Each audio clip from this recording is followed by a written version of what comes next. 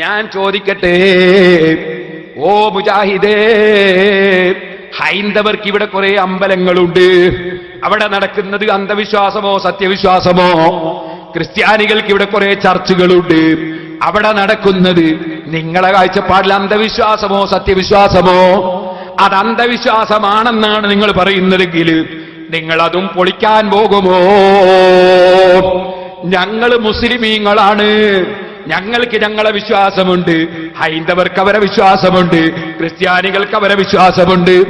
ഞങ്ങളെ സംബന്ധിച്ചിടത്തോളം ഞങ്ങളെ നേതാവ് ഉമർ മൗലവിയല്ല, AP അബ്ദുൽ ഖാദിർ മൗലവിയല്ല. ഞങ്ങളെ നേതാവ് വമാ അർസൽനാക ഇല്ലാ റഹ്മത്തൻ ലിൽ ആലമീൻ.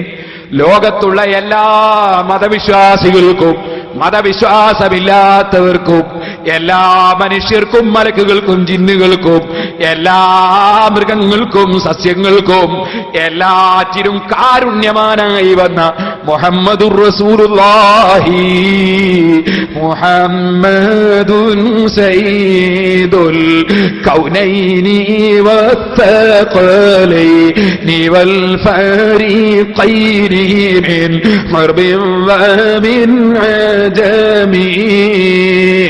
ചൊല്ലിക്കോ മൗലവിക്ക് പറ്റാത്ത ബുറുദയിൽ നിന്ന് സ്വലാത്തതിന്റെ കൂടെ മൗലായ സ്വല്ലി വസല്ലിം ദായിമൻ അബദാ അലാ ഹബീബിക ഖൈറിൽ ഖൽഖി കുല്ലിഹിം.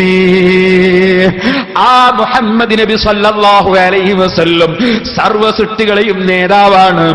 ആ റസൂലുള്ള ഞങ്ങളെ പഠിപ്പിച്ചത് ജാറത്തിൽ പോയി പ്രാർത്ഥിക്കണമെന്നാണ്, ഖബറിന്റെ അടുക്കൽ പ്രാർത്ഥിക്കണമെന്നാണ്. അതിവിശദമായി ഞാൻ എന്റെ ആ CD-യിൽ പറഞ്ഞിട്ടുണ്ട്.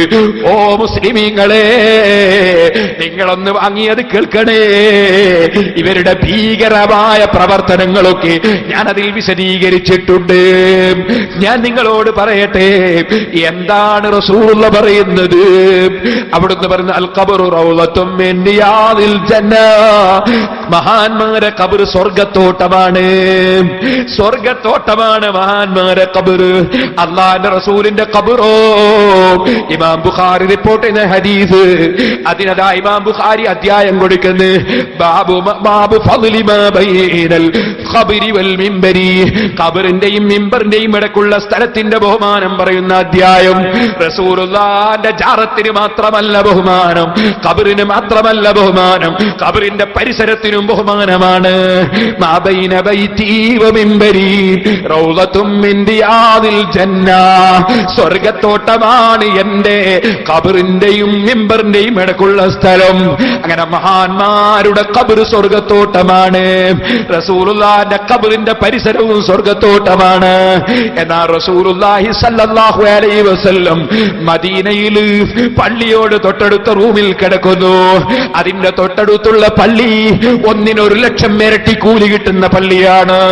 എന്നിട്ട് അല്ലാഹുവിന്റെ റസൂല് സ്വല്ലല്ലാഹു അലൈഹി വസല്ലം വീട്ടിൽ നിന്ന് മഖ്ബറയിലേക്ക് പോകുന്നു. എന്നിട്ട് അവിടെ ചെന്നിട്ട് മഖ്ബറയിലുള്ളവരെ വിളിക്കുന്നു, അസ്സലാമു അലൈക്കും യാ അഹ്ലൽ ഖുബൂർ. ഖബറാളികളെ അസ്സലാമു അലൈക്കും. പിന്നീട് സെലഫി വന്നിട്ട് ഖബറിലുള്ളവർ കേൾക്കൂല, ഖബറിലുള്ളവരെ വിളിച്ചിട്ട് കാര്യമില്ല എന്ന് പറയൂന്ന് റസൂലുള്ള മുൻകൂട്ടി അറിഞ്ഞതുപോലെയുണ്ട്. ഖബറാളികളെ വിളിക്കുന്ന അസ്സലാമു അലൈക്കും യാ അഹ്ലൽ ഖുബൂർ. ഖബറാളികളെ അസ്സലാമു അലൈക്കും. എന്നിട്ട് ജീവിതകാലത്ത് പറയുന്നത് പോലെ പറയുന്നു, അതേ അതാ ആ ഖബറിലുള്ളവരോട് പറയാണ്, അസ്സലാമു അലൈക്കും യാ അഹ്ലൽ ഖുബൂർ അൻതും ലനാ സലഫുൻ വനഹ്നു ലക്കും തബഉൻ വഇന്നാ ഇൻഷാഅല്ലാഹു ബിക്കും ലാഹിഖൂൻ. നിങ്ങളെ ഞങ്ങളെ മുമ്പിൽ അങ്ങ് പോയതാണ്, പിന്നാലെ ഞങ്ങളും വരുന്നുണ്ട് എന്നവരോട് ജീവിതകാലത്ത് സംസാരിക്കുന്ന ശൈലിയിൽ തന്നെ സംസാരിക്കുന്നു. മരിച്ചുപോയ മഹാന്മാരോട് സംസാരിക്കുമ്പോ ജീവിച്ചിരിക്കുന്ന കാലത്ത് പറയും പോലെ പറയാമെന്ന് ലോകത്തിനെ പഠിപ്പിക്കുകയാണ്. എന്നിട്ട് അള്ളാന്റെ റസൂൽ അവിടെ വെച്ച് ഓ മുസ്ലിമേ പ്രാർത്ഥിക്കുകയാണ്. ഖബറിനടുക്കൽ മുൻജാറത്തിൽ പ്രാർത്ഥിക്കുന്ന അന്ധവിശ്വാസമാണെന്ന് നിങ്ങൾ പറഞ്ഞില്ലേ, പൊളിക്കാൻ പോയവര് പറഞ്ഞില്ലേ? എന്നാ റസൂലുള്ള പ്രാർത്ഥിക്കുകയാണ്. എന്താണ് പ്രാർത്ഥന? നസ്അലുല്ലാഹ ലനാ വലക്കുമുൽ ആഫിയ. ജീവിച്ചിരിക്കുന്ന നമ്മൾക്കും ഇവിടെ കിടക്കുന്ന നിങ്ങൾക്കും അല്ലാഹ് സൗഖ്യം നൽകട്ടെ. യഗ്ഫിറുല്ലാഹു ലനാ വലക്കും. നിങ്ങൾക്കും അല്ലാഹ് പൊറുക്കട്ടെ, ഞങ്ങൾക്കും അല്ലാഹ് പൊറുക്കട്ടെ. ജീവിച്ചിരിക്കുന്നവർക്കും ജാറത്തിൽ പ്രാർത്ഥിക്കുന്നു, മരിച്ചവർക്കും റസൂലുള്ള പ്രാർത്ഥിക്കുന്നു. ഈ ഹദീസ് തെളിവെന്ന് പറ്റൂലേ മൗലവിമാരെ? പറ്റില്ലെങ്കിൽ ഇബ്നു തൈമിയ്യ ഇഖ്തിലാഉ സിറാത്തിൽ മുസ്തഖീം നോക്കൂ. യർഹമുല്ലാഹുൽ മുസ്തഖ്ദിമീന മിന്നാ വൽ മുസ്തഗ്ഫിരീൻ.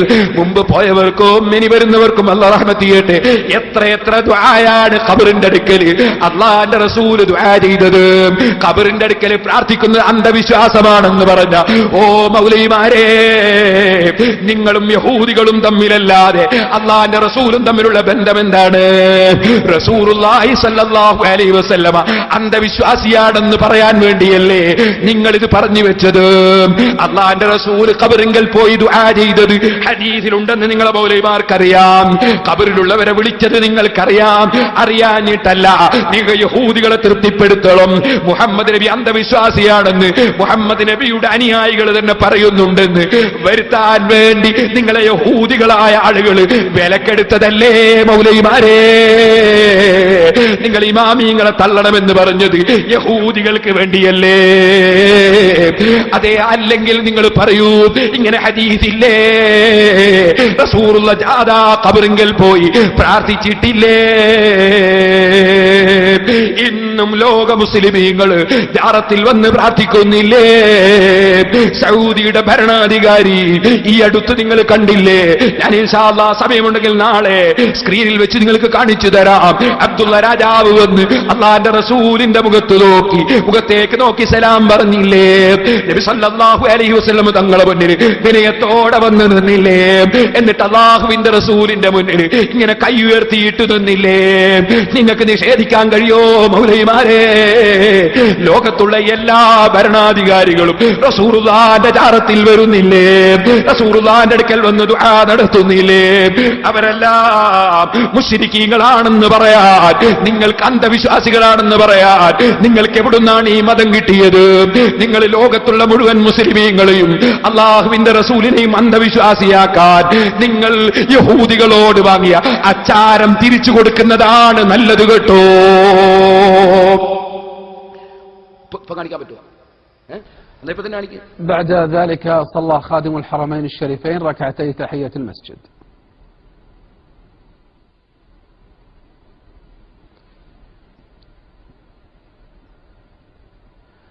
ثم أدى خادم الحرمين الشريفين صلاة العصر مع جموع المصلين في المسجد النبوي الشريف.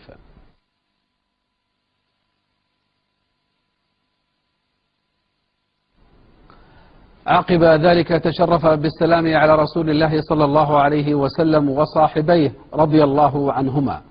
وقد رافق خادم الحرمين الشريفين في زيارته للمسجد النبوي الشريف صاحب السمو الملكي الأمير نايف بن عبد العزيز النائب الثاني لرئيس مجلس الوزراء وزير الداخلية، وصاحب السمو الملكي الأمير ممدوح بن عبد العزيز، وصاحب السمو الملكي الأمير عبد الإله بن عبد العزيز مستشار خادم الحرمين الشريفين. സൗദിയിൽ നിന്നുള്ള അനൗൺസാണ്. മൗലവിയോട് ചോദിക്കട്ടെ, മൗലവി കഴിഞ്ഞ പ്രാവശ്യം വന്നപ്പോൾ ഒരു വെല്ലുവിളി നടത്തിയിരുന്നു എന്നെ, മദീനയിൽ പ്രസംഗിക്കാൻ പേരോടിന് ധൈര്യമുണ്ടോ? പെർമിറ്റ് കൊണ്ടുവരാന്ന്. ഞാൻ പറഞ്ഞു കൊണ്ടുപോവാ, പെർമിറ്റ് റെഡി. ഇപ്പൊ വന്നിട്ട് റെഡിയായോ? റെഡിയായോ മൗലവി? കരയുദ്ധം നടക്കുന്നുണ്ടേ മൗലവി. വീണ സ്ഥലത്ത് നിന്ന് എഴുന്നേൽക്കാൻ 10 മാസം തികയുന്നുണ്ടേ മൗലവി. ഇത് കരയുദ്ധമാണ്. ഇനി ഞാൻ പറയട്ടെ, ഓ മുസ്ലിമീങ്ങളെ, ആരാണ് ഈ പാവപ്പെട്ട മുജാഹിദിന് മഖ്ബറ പൊളിക്കാൻ പ്രചോദനം നൽകിയത്? ഭീകരപ്രവർത്തനത്തിന് പ്രചോദനം നൽകിയത് മുജാഹിദിന്റെ മൗലവിമാരല്ലേ? അൽമനാറ് നേർച്ചകൾ എന്ന അധ്യായം ഖബറുകൾക്ക് നേർച്ച നേരുന്നതിൽ ഫലമുണ്ടെന്നും പ്രതിഫലമുണ്ടെന്നും വിശ്വസിക്കുന്നവൻ വിഡ്ഢിയും വഴിവേച്ചവനുമാകുന്നു. അള്ളാഹുവിന്റെ അടുക്കലേക്ക് അവശ്യ പൂരണത്തിന് തന്മൂലം വഴി തുറക്കുമെന്നും വിഷമങ്ങളെ അത് നീക്കുമെന്നും സുഖസൗകര്യങ്ങൾക്ക് വഴി തുറക്കുമെന്നും ആയുസ്സിനെ സംരക്ഷിക്കുമെന്നുമൊക്കെ വിശ്വസിക്കുന്നവൻ അവിശ്വാസിയും മുശ്രിക്കുമായിരിക്കും. അവനെ കൊല്ലൽ നിർബന്ധമാണ്. മുജാഹിദേ, പച്ച മലയാളത്തിൽ നിങ്ങൾ ഇറക്കിയ നിങ്ങളെ മുഖപത്രമല്ലേ അൽമനാറ്? മക്ബറയിലേക്ക് നേർച്ച തേറുന്ന ഒരു മുശ്രിക്കീങ്ങളാണെന്നും അവരെ കൊല്ലൽ നിർബന്ധമാണെന്നും നിങ്ങൾ എഴുതി വച്ചില്ലേ? നിങ്ങളാണോ സലഫിയെ ഇവിടെ വന്നിട്ട് ഞങ്ങൾക്ക് അങ്ങനത്തെ പരിപാടി ഇല്ലെന്ന് പറയുന്നത്? പറയണം സലഫിയെ, പറയണം മൗലവിമാരെ. നിങ്ങൾ ആൽമനാറിൽ അങ്ങനെ ഇല്ലേ? കൊല്ലാൻ തന്നെ പറഞ്ഞിട്ടില്ലേ? ജാറം പൊളിക്കാൻ മാത്രമല്ലല്ലോ പറഞ്ഞത്. ഇനി നിങ്ങൾ വിളിച്ച ജാറമൊക്കെ ഞാൻ മുമ്പ് കാണിച്ചതല്ലേ? അതിന്റെ റിപ്പോർട്ട് ഈ മൗലവിയുടെ പുസ്തകത്തിൽ നിന്ന് വായിച്ചതല്ലേ? നിങ്ങൾ അതാ ഹുസൈൻ റളിയല്ലാഹു അൻഹുവിനെ കർബയിലെ ജാറം പൊളിച്ചിട്ടില്ലേ? അലി ഇബ്നു അബീ താലിബിന്റെ ജാറം പൊളിച്ചിട്ടില്ലേ? ഖദീജ ബീവിന്റെ ജാറം പൊളിച്ചിട്ടില്ലേ? ഹംസ റളിയല്ലാഹു അൻഹു ജാറം പൊളിച്ചിട്ടില്ലേ? എന്നിട്ട് നിങ്ങൾ മദീനത്തെ ജാറം പൊളിച്ചിട്ട് അതാ റൗദയിലുള്ള അതാ രത്നങ്ങളും പണങ്ങളുമൊക്കെ നിങ്ങൾ കവർച്ച ചെയ്തിട്ടില്ലേ? നിങ്ങൾ കഅബത്തൊന്നും കവർച്ച ചെയ്തിട്ടില്ലേ? അത് കോൺഗ്രസിന്റെ നേതാവായ ഈ മൊയ്ദ് മൗലവി സാഹിബ് അദ്ദേഹത്തിന്റെ പുസ്തകത്തിൽ എഴുതി വെച്ചത് ഞാനിവിടെ വായിച്ചതല്ലേ മുമ്പ്? ഓ മുസ്ലിമീങ്ങളെ, അത് ഞാൻ വായിച്ചപ്പോ ഓ സലഫി, നിങ്ങൾ പറഞ്ഞത് അങ്ങനത്തെ ചില പണിയൊക്കെ ഞങ്ങൾ അവിടെ ചെയ്തിട്ടുണ്ടെന്നല്ലേ പറഞ്ഞത്? അത് നിങ്ങളെ പ്രസംഗത്തിലില്ലേ? ഇൻഷാ അല്ലാഹ് CD ഇറങ്ങുമ്പോ ഞാനതൊക്കെ കയറ്റുന്നുണ്ട്. ലോകത്ത് ഏറ്റവും പുണ്യമുള്ള സ്ഥലം ഏതാണ് മോനെ? മക്കയും മദീനയും. മക്കയിൽ കഅബ ശരീഫിന്റെ സമീപം, മദീനയിൽ റൗള ശരീഫിന്റെ സമീപം. ഒരു മുസ്ലിമിനും തർക്കല്ല. ഏത് സാധാരണക്കാരനും പറയും. അതറിയാത്ത സാധാരണക്കാരനുണ്ടോ ഈ മുജാഹിദ് മൗലവിമാരല്ലാതെ? എന്നാൽ നിങ്ങൾ ചിന്തിക്കുക, ആ മക്കയിലും മദീനയിലും പോയിട്ട് മഖബറ പൊളിച്ച കമ്പനിയല്ലേ ഇവർ? കൊള്ള ചെയ്ത കമ്പനിയല്ലേ ഇവര്? നാട് കാണി ഇവർക്കൊരു വിഷയ. ഞാൻ വായിച്ചു കേൾപ്പിക്കുക, കേട്ടോളി. ഇതെന്താ സാധനം? ഇന്ത്യൻ മുസ്ലിങ്ങളും സ്വാതന്ത്ര്യ പ്രസ്ഥാനവും ഈ മൊയ്ദ് മൗലവി എഴുതിയതാണ്. അയാൾ മുജാഹിദാണ്, സുന്നിയല്ല. ഈ പുസ്തകത്തിന് അവതാരിക എഴുതിയത് CH മുഹമ്മദ് കോയ സാഹിബാണ്. ഈ പുസ്തകത്തിൽ അയാൾ എഴുതുന്നത് കണ്ടോ? ഈ മൊയ്ദ് മൗലവി ഷെയ്ഖിന്റെ വഫാത്ത് എന്ന് പറഞ്ഞാൽ ഇബ്നു അബ്ദുൽ വഹാബിന്റെ വഫാത്ത്, നിര്യാണം.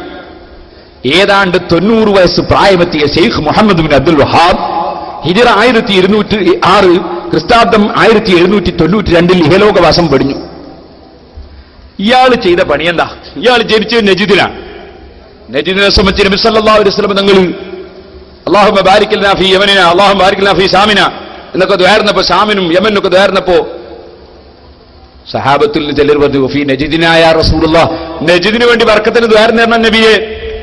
3 പ്രാവശ്യം പറഞ്ഞിട്ട് ദ്വാരം കൊടുത്തില്ല. എന്തോ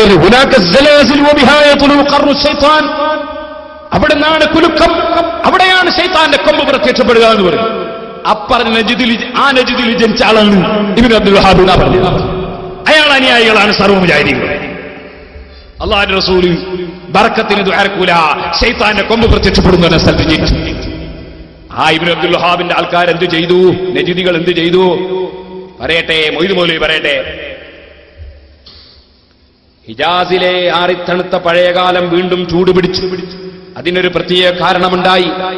നജിദികളുടെ തീഷ്ണതയുള്ള വാദഗതിയോട് ഹറമിലെ ഉലമാക്കൾക്ക് യോജിക്കാൻ കഴിഞ്ഞില്ല. ഹറമിലെ ഉലമാക്കള് നജിദികളുടെ അഭിപ്രായത്തോട് യോജിച്ചില്ല. ബുഖാരിയിൽ നമ്മൾ നേരത്തെ എന്തായി പഠിച്ചത്? ബുഖാരിയിൽ ഒരു അധ്യായം നബി സല്ലല്ലാഹു അലൈഹി വസല്ലം തങ്ങൾ പറഞ്ഞതിൽ പറയുന്ന അധ്യായം. വഹല്ല അല ഇത്തിഫാഖി അഹ്ലുൽ ഇൽം, വിവരമുള്ളവർ ഒരു വിഷയത്തിൽ യോജിച്ചാൽ ആ യോജിച്ച വിഷയത്തെ സ്വീകരിക്കണം എന്ന് അല്ലാഹുവിന്റെ റസൂൽ സല്ലല്ലാഹു അലൈഹി വസല്ലം പ്രേരിപ്പിച്ചതിൽ പറയുന്ന അധ്യായം. വമജ്തമ അലൈഹിൽ ഹറമാനി, മക്കയിലെ ഹറമും മദീനയിലെ ഹറമും ഒരു കാര്യത്തിൽ യോജിച്ചാൽ ആ യോജിച്ചത് അംഗീകരിക്കണം എന്നത് പഠിപ്പിക്കുന്ന അധ്യായം. ഇനി കേട്ടോളി, അവർ വീണ്ടും ഷെരീഫിനെ സമീപിച്ചു. ഷെരീഫ് അന്നത്തെ ഭരണാധികാരിയാണ്. ഷെരീഫ് ഒരിക്കൽ കൂടി നജിദികൾക്ക് ഹിജാസിൽ പ്രവേശിക്കാൻ പാടില്ലെന്ന ഉത്തരവ് പുറപ്പെടുവിച്ചു. നജിദികൾ പഴയപടി സാമ്പത്തിക ഉപരോധത്തിന് തുനിഞ്ഞു. ഇറാഖ്, ഇറാൻ വ്യാപാര സംഘങ്ങളെ അലോസരപ്പെടുത്താൻ തുടങ്ങി. അങ്ങനെ പിന്നെ വ്യാപാരത്തിന് പോകുന്ന ആളുകളെ കൊള്ള ചെയ്യാൻ തുടങ്ങി വരും. എന്നിട്ട് പിന്നെന്താ ചെയ്തത്? മുജാഹിദീങ്ങൾ ചെയ്ത പണിയായി പറയുന്നത്. എന്നാൽ ഇത്തവണ ഈ തീപ്പൊരികൾ മധ്യ ഇറാഖിലും ഇറാനിലും എത്തി. ഹിജറ 1216 ക്രിസ്താബ്ദം 1802 കർബല, മുഅല്ല, നജ്, അസ്റഫ്, ബലദുൽ ഹുസൈൻ തുടങ്ങിയ രാജ്യങ്ങളെ നജിദുകാർ ആക്രമിച്ചു. അവിടങ്ങളിലെ ധനങ്ങളും ഖജാനകളും രത്നങ്ങളുമെല്ലാം പിടിച്ചെടുത്തു. അവ പട്ടാളക്കാരുടെ ഇടയിൽ വിതരണം ചെയ്തു. ഖബറുകളുടെ മേൽ പടുത്തുയർത്തിയിരുന്ന എടുപ്പുകൾ പൊളിച്ചു നീക്കി. ഖബറുകളുടെ മേൽ എടുത്ത എടുപ്പുകൾ പൊളിച്ചു നീക്കി. അവിടുന്ന് ആളുകളെ സംഖ്യകൾ മുഴുവനും കവർച്ച ചെയ്ത് ഖജനാവുകളും രത്നങ്ങളും കയ്യിലാക്കി കവർച്ച ചെയ്തിട്ട് വിതരണം ചെയ്തു. ആര്? മുജാഹിദുകളുടെ നേതാക്കന്മാര്. തീർന്നില്ല, ഇനിയും കേട്ടോ. ഹിജറ 1318 മുഹറം 8 1803 ഏപ്രിൽ 3 ഇബ്നു അബ്ദുൽ അസീസ് വിജയപേരി മുഴക്കിക്കൊണ്ട് പരിശുദ്ധ മക്കയിൽ പ്രവേശിച്ചു. പരിപാവനമായ കഅബയിൽ ഉണ്ടായിരുന്ന വിലപിടിച്ച സാധനങ്ങളും രത്നങ്ങളും നാണ്യങ്ങളും അടക്കം ചെയ്ത ഭണ്ഡാരം അധീനപ്പെടുത്തി. അവ പട്ടാളക്കാർക്ക് വീതിച്ചു കൊടുത്തു. ഖബറുകളുടെ മേൽ തുർക്കികളും മറ്റും നിർമ്മിച്ചിരുന്ന ഗോപുരങ്ങളും കുബ്ബകളും പൊളിച്ചു നീക്കി. ഇബ്നു അബ്ദുൽ വഹാബിന്റെ മുജാഹിദിന്റെ ആളുകൾ മക്കയിൽ കടന്നിട്ട്, ഈ മൊയ്ദ് മൗലവി കോൺഗ്രസിന്റെ നേതാവാണ്, മുജാഹിദിന്റെ നേതാവാണ്, അദ്ദേഹം എഴുതുകയാണ്, ഖബറുകളുടെ മേലുള്ള കുബ്ബകൾ പൊളിച്ചു നീക്കി, കഅബത്തിലുള്ള രത്നങ്ങൾ കവർച്ച ചെയ്തു. അവരെ നേതാക്കന്മാരെടുത്ത പണി പറയാണ്. അങ്ങനെ എന്നിട്ട് അവസാനം പറയാണ്, പിറ്റേ കൊല്ലം മദീന മുനവ്വറയും കൈവശപ്പെടുത്തി. അവിടെയും മക്കയിൽ ചെയ്ത പോലുള്ള പ്രവർത്തികൾ ചെയ്തു. ഖബറുകളിലെ കുബ്ബ പൊളിച്ചത് വലിയ എതിർപ്പിനു കാരണമായി. ഇങ്ങനെ മക്കയിലും മദീനയിലും പോയി മഹാന്മാരെ ഖബറ് പൊളിക്കുകയും രത്നങ്ങളും പണങ്ങളും അതാ കവർച്ച ചെയ്യുകയുമാണ് മുജാഹിദിന്റെ നേതാക്കന്മാർ ചെയ്തിട്ടുള്ളത് എന്ന് മുജാഹിദ് നേതാക്കൾ തന്നെ എഴുതി വച്ചിരിക്കുകയാണ്. ഇനി സഹോദരന്മാരെ, അവരൊരുപാട് ആളുകളെ കൊന്നിട്ടുണ്ട് ഈ പണിക്ക് വേണ്ടി.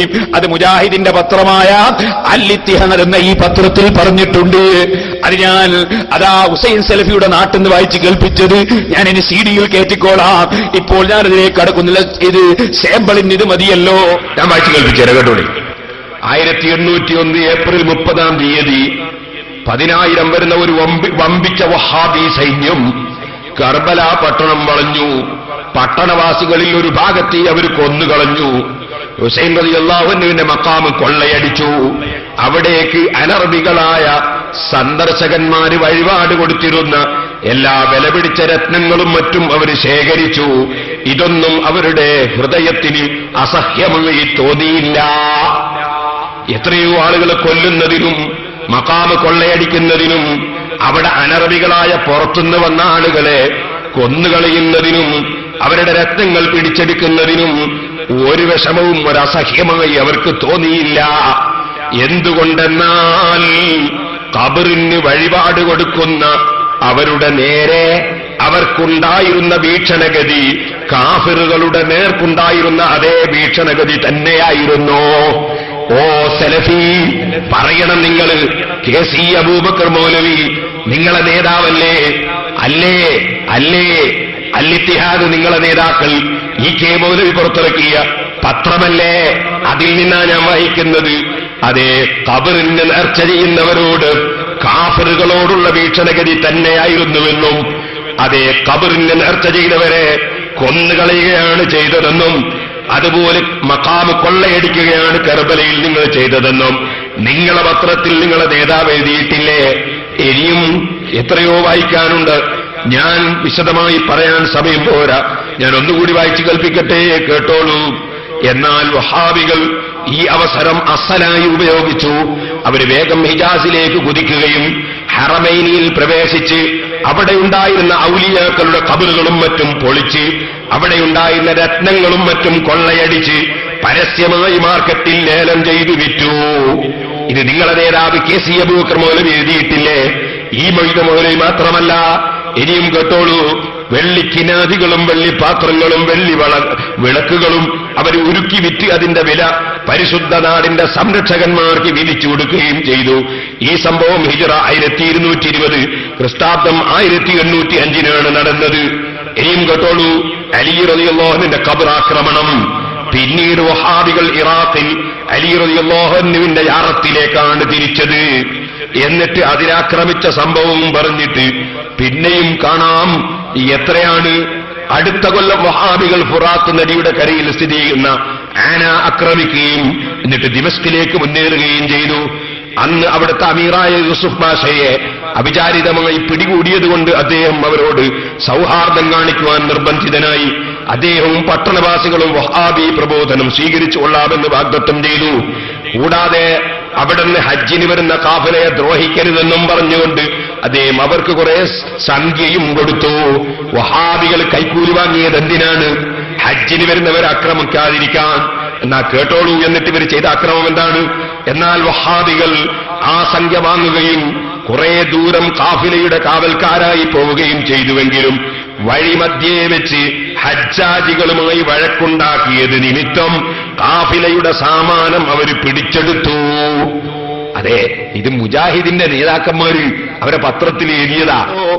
ഇനി നിങ്ങൾക്ക് കേൾക്കണോ, അങ്ങനെ എത്രയോ ആളുകളെ കൊന്നു. അലി ഇബ്നു അബീ താലിബ് തങ്ങളുടെ കുബ്ബയെ പൊളിച്ചു. അതുപോലെ മഹാന്മാരുടെ പലരുടെയും കുബ്ബകൾ ഇവര് പൊളിച്ചു കളഞ്ഞു. അങ്ങനെ ഏറ്റവും പുണ്യമുള്ള സ്ഥലമായ കഅബയിൽ കവർച്ച നടത്തിയൊരു കൂട്ടര്, മക്കയിൽ നിന്നും മദീനയിൽ നിന്നും കവർച്ച നടത്തിയൊരു കൂട്ടര്, ഇവരല്ലാതെ വേറെയുണ്ടോ മുസ്ലിമീങ്ങളെ? ഇതിനെക്കുറിച്ച് ഞാൻ നാദാപുരത്ത് വരുന്ന സലഫിയോട് ചോദിച്ചപ്പോ അയാൾ പറഞ്ഞത് എന്താണെന്നറിയോ? ഭരണം കിട്ടിയപ്പോ ഞങ്ങളെ നേതാക്കന്മാര് ഇസ്ലാമിനെതിരായ അങ്ങനത്തെ ചില കാര്യങ്ങളൊക്കെ ചെയ്തിട്ടുണ്ട് എന്നാ പറഞ്ഞത്. ഇസ്ലാമിൽ അനുവദിക്കപ്പെട്ടിട്ടില്ലാത്ത അത്തരം സംഗതികളെ അധികാരം കിട്ടിയപ്പോൾ അവർ ചെയ്തിട്ടുണ്ട്. അതിൽ സംശയം ഒന്നും വേണ്ടതില്ല, ആരും നിഷേധിക്കുന്നില്ല. എന്റെ മുസ്ലിമീങ്ങൾ മനസ്സിലാക്കണം. ഒരിക്കൽ അയാൾ പറഞ്ഞു നോക്കി, ഞാൻ ഇബ്നു അബ്ദുൽ വഹാബ് ഞങ്ങളുമായിട്ട് ബന്ധമില്ല. അപ്പൊ ഞാൻ പുസ്തകം എടുത്ത് വായിച്ചു കൊടുത്ത് അവരുടെ ഏറ്റവും വലിയ നേതാവ് ഇബ്നു അബ്ദുൽ വഹാബാണെന്ന് അവരുടെ പുസ്തകത്തിലുണ്ട്. ഇസ്ലാഹി പ്രസ്ഥാന ചരിത്രത്തിനും ആമുഖം എന്ന പുസ്തകത്തിലുണ്ട്. അത് മുജാഹിദ് സെന്റർ പ്രസിദ്ധീകരിച്ച ബുക്കാണ്. അതിൽ പറഞ്ഞ് ഞങ്ങളെ പ്രഭാവ കേന്ദ്രമെന്നാണ്. ഇയാൾ അനുയായിയാണ് എന്ന് പറഞ്ഞാല് അത് വളരെ മോശം തന്നെയാണ്. കഅബത്തുനിന്ന് കവർച്ച ചെയ്യുന്ന കക്ഷികളാണെന്ന് തന്നെ മോശമല്ലേ? റൗള ശരീഫിന് കവർച്ച ചെയ്യുന്ന ആളാണെന്ന് തന്നെ മോശമല്ലേ? പക്ഷെ ഈ മോശം നമ്മളാരും എഴുതിയല്ലോ, അവരെ പുസ്തകത്തിൽ അവരും എഴുതിച്ചല്ലേ. നമ്മൾ അവരുടെ എതിരാളികൾ എഴുതിയതല്ല ഉദ്ധരിക്കുന്നത്, അവരും എഴുതിയല്ലോ ഉദ്ധരിച്ചത്. അത് വെച്ചെടുത്തവനെ. പക്ഷേ മുജാഹിദുകൾ മുഹമ്മദ് ഇബ്നു അബ്ദുൽ വഹാബിന്റെ അനുയായികളല്ല. പക്ഷേ മുജാഹിദുകൾ മുഹമ്മദ് ഇബ്നു അബ്ദുൽ വഹാബിന്റെ അനുയായികളല്ല. അപ്പോ മുജാഹിദുകൾ മുഹമ്മദ് അബ്ദുൽ വഹാബിന്റെ അനുയായികളല്ല എന്നപ്പം പറയും. നാ മുജാഹിദ് സെന്ററിന് പ്രസിദ്ധീകരിക്കുന്ന പുസ്തകത്തിൽ പറഞ്ഞത് എന്താണ്? ഈ പുസ്തകത്തിൽ പറഞ്ഞത് മുസ്ലിം ലോകത്താകമാനം ഇന്ന് വിശ്വാസ, വിജ്ഞാന, സാമൂഹ്യ, രാഷ്ട്രീയ, സാംസ്കാരിക മണ്ഡലങ്ങളിൽ അലയടിക്കുന്ന പുതിയ ചൈതന്യത്തിന്റെ ഉത്ഭവ കേന്ദ്രം ഈ പരിഷ്കർത്താവത്രേ. വഹാബി പ്രസ്ഥാനമെന്ന് എതിരാളികളും മുവഹിദുകൾ എന്ന് അനുകൂലികളും വിളിക്കുന്ന ചിന്താധാര ഏതോ അതിന്റെ പ്രഭാവ കേന്ദ്രമായ ഷെയ്ഖ് മുഹമ്മദ് ബിൻ അബ്ദുൽ വഹാബ് 1703 നജ്ദിൽ മുജാദനായി എന്നാണ് അവര് മുജാഹിദ് സെന്റർ പ്രസിദ്ധീകരിക്കുന്ന ബുക്കിൽ പറഞ്ഞത്. മൗലവിക്ക് ഇത് കേട്ടുനോക്കുമ്പോ എന്തോ ഒരു നാണക്കേട്. ഞങ്ങള് അയാളെ അനുയായികളല്ല. അപ്പൊ നിങ്ങൾ മനസ്സിലാക്കണം, കവർച്ച ചെയ്യലും ഖബർ പൊളിക്കലും അതുപോലെ കൊല്ലലും മാത്രമാണ് ഈ കക്ഷികളുടെ ആദർശം. ഓ സലഫിയെ ചോദിക്കട്ടെ, പിന്നെന്തിനാ ചേറ്റിയേട്ടിയിൽ വന്നിട്ട് ഞങ്ങൾക്കൊരു കേസുമില്ല, ഞങ്ങളൊരു തീവ്രവാദത്തിനുമില്ല എന്നെന്തിനാണ് പറഞ്ഞത്? സലഫി വടികൊടുത്ത് അടി വാങ്ങണോ സലഫി? ഇനി മുസ്ലിമീങ്ങളെ നിങ്ങൾ മനസ്സിലാക്കണം, ഇവരിൽ നിന്നും ഇന്നലെയും തുടങ്ങിയതാണോ? നമ്മുടെ SYS-ഉം SSF ഒക്കെ പ്രവർത്തന രംഗത്ത് വരുന്നതിന് മുമ്പ് ഇവരെത്ര ചാരമാണ് ഇവിടെ പൊളിച്ചത്, എന്തെല്ലാം നാശങ്ങളാണ് ഇവിടെ വരുത്തിയത്. സുന്നത്ത് ജമാഅത്തിന്റെ സംഘടനകളില്ലാത്ത കാലത്ത് നിങ്ങൾ കണ്ടോ ഇത് മുജാഹിദിന്റെ ജിഹാദ് സ്പെഷ്യൽ. ജിഹാദ് എന്ന് പറഞ്ഞാൽ എതിരാളികളുടെ സ്വന്തം അതേ മറ്റൊരാശയക്കാരുടെ സ്ഥാപനങ്ങൾ പൊളിക്കലാണ്. ജിഹാദ് എന്ന് പറഞ്ഞാൽ മറ്റുള്ളവരെ കൊല്ലലാണ് എന്ന് ഇവിടെയുള്ള എല്ലാ കക്ഷികളെയും തെറ്റിദ്ധരിപ്പിച്ചത് മുജാഹിദേ. ജിഹാദ് ചെയ്യുന്നവരെന്ന അർത്ഥപ്രകാരം പേര് സമ്പാദിച്ച നിങ്ങളല്ലേ. എന്നിട്ട് പിന്നെ ഞങ്ങളെപ്പറ്റി അങ്ങനെ പറഞ്ഞു കളഞ്ഞു എന്ന് ഏതെങ്കിലും രാഷ്ട്രീയ നേതാക്കന്മാരെ പറ്റി വിലപിച്ചിട്ട് കാര്യമുണ്ടോ? നിങ്ങൾ ചെയ്യുന്ന തീവ്രവാദങ്ങൾ ഇവിടെ എല്ലാവരും കാണുന്നില്ലേ? നിങ്ങൾ തന്നെ എഴുതിയത് വായിക്കട്ടെ. MSM ഇടവണ്ണ ശാഖ ജിഹാദ് സ്പെഷ്യൽ 87 എന്താണ് വായിക്കുന്നത് കേട്ടോ? വിഗ്രഹധ്വംസനം അഥവാ ജാറംപൊളി. വിഗ്രഹധ്വംസനം അഥവാ ജാറം പൊളി. അപ്പൊ വിഗ്രഹമാണ് ജാറമെന്നും വിഗ്രഹം ധ്വംസിക്കണം അഥവാ ജാറം പൊളിക്കണം എന്നല്ലേ നിങ്ങളെ ഹെഡിങ്? കേട്ടോളി. വലിയ പള്ളിയുടെ ഒരു ചെരുവിൽ നിർമ്മിച്ചിരുന്ന ജാറം പൊളിച്ചു മാറ്റാൻ തൗഹീദിന്റെ ആളുകൾ തീരുമാനിച്ചു. അലവി മൗലവിയുടെ നേതൃത്വത്തിലായിരുന്നു ഈ തീരുമാനം. വെള്ളിയാഴ്ച ഖുതുബയ്ക്ക് ശേഷം പൊളിക്കുക തീരുമാനം ഇബ്തിദായിരുന്നു. എന്നാൽ ഈ വെള്ളിയാഴ്ച മറ്റൊരു പ്രധാന സംഭവത്തിന് കേരളക്കര ആദ്യമായി സാക്ഷ്യം വഹിക്കുകയായിരുന്നു. കേരളത്തിൽ സ്ത്രീകളെ പങ്കെടുപ്പിച്ചുകൊണ്ട് ആദ്യമായി ഒരു ജുമ സംഘടിപ്പിക്കുവാൻ ഒതായിലെ PV മുഹമ്മദ് ഹാജി തീരുമാനിച്ചു. ഈ ജുമ ഉദ്ഘാടനം ചെയ്യാൻ അലവി മൗലവി പോയതുകൊണ്ട് ഒതായിലെ മോയിൻകുട്ടി മൗലവിയെ എടവണ്ണയിൽ ഖുതുബ നിർവഹിക്കാൻ നിയോഗിച്ചു. അദ്ദേഹത്തിന്റെ ജുമ ഖുതുബയ്ക്ക് ശേഷം ധീര മുജാഹിദുകൾ ജാറം പൊളിക്കുവാൻ വേണ്ടി തയ്യാറെടുത്തു.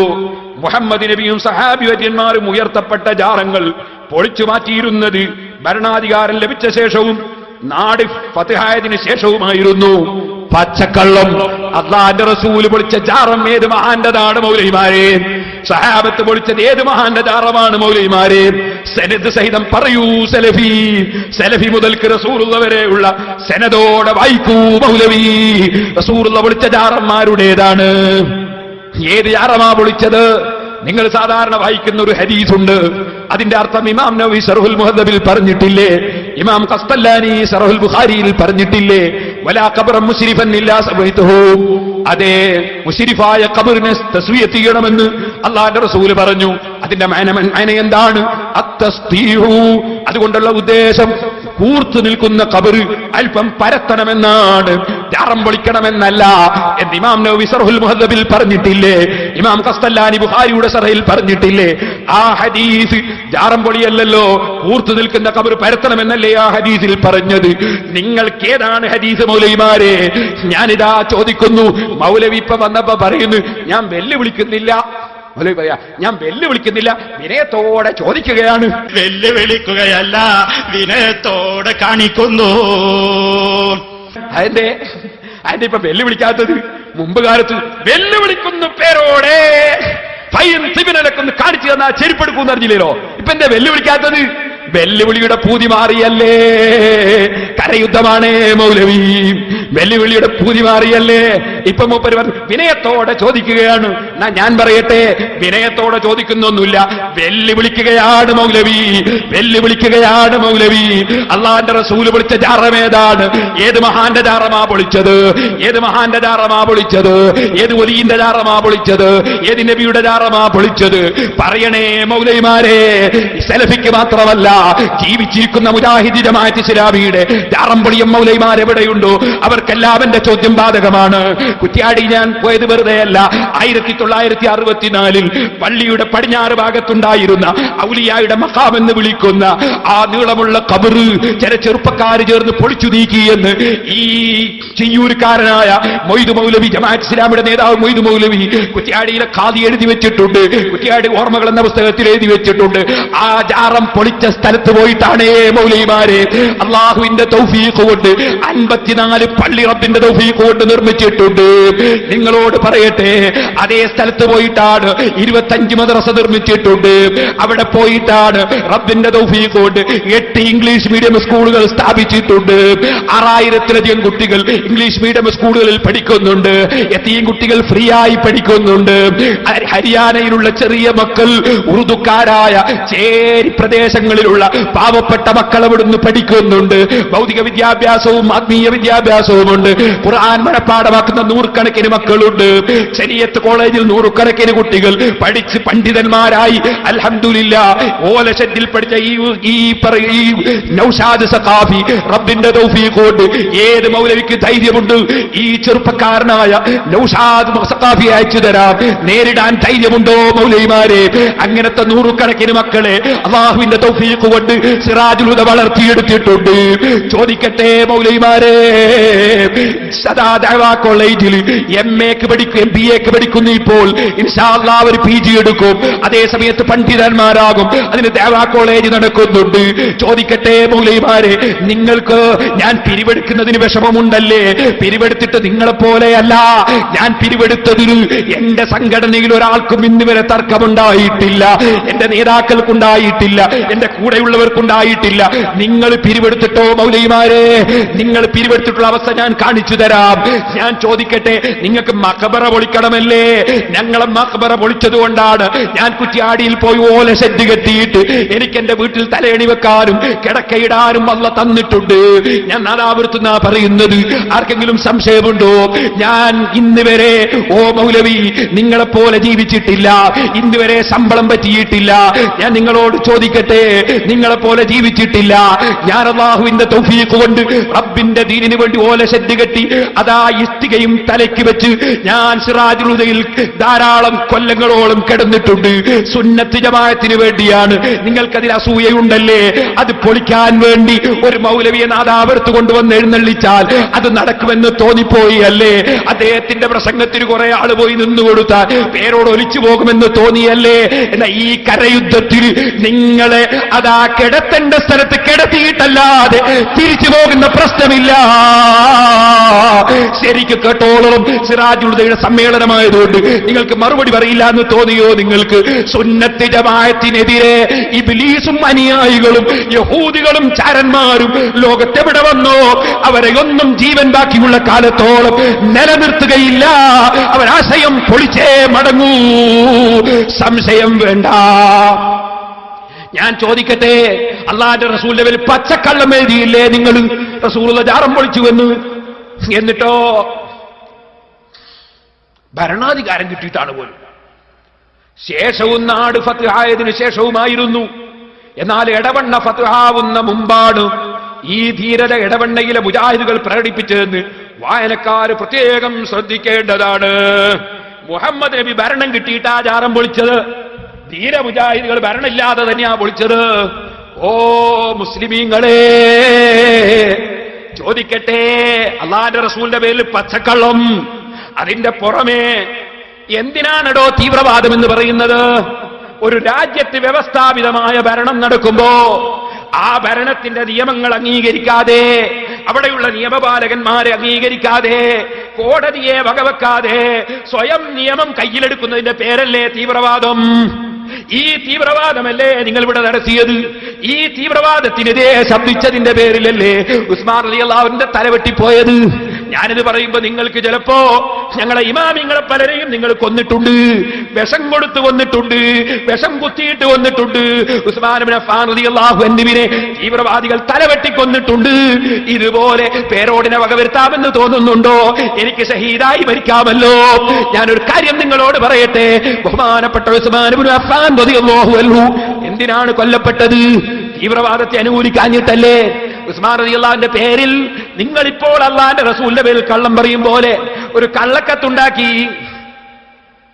ആ കള്ളക്കത്ത് ഒരടിമ കൊണ്ടുപോയി, അടിമയെ വഴിക്കൊന്ന് പിടിച്ചുകൊണ്ട് നോക്കും ഉസ്മാൻ റളിയല്ലാഹു എഴുതിയ പോലത്തെ കത്ത്. സംഗതി ഉസ്മാൻ റളിയല്ലാഹു അല്ല, ഉസ്മാൻ റളിയല്ലാഹു അല്ല.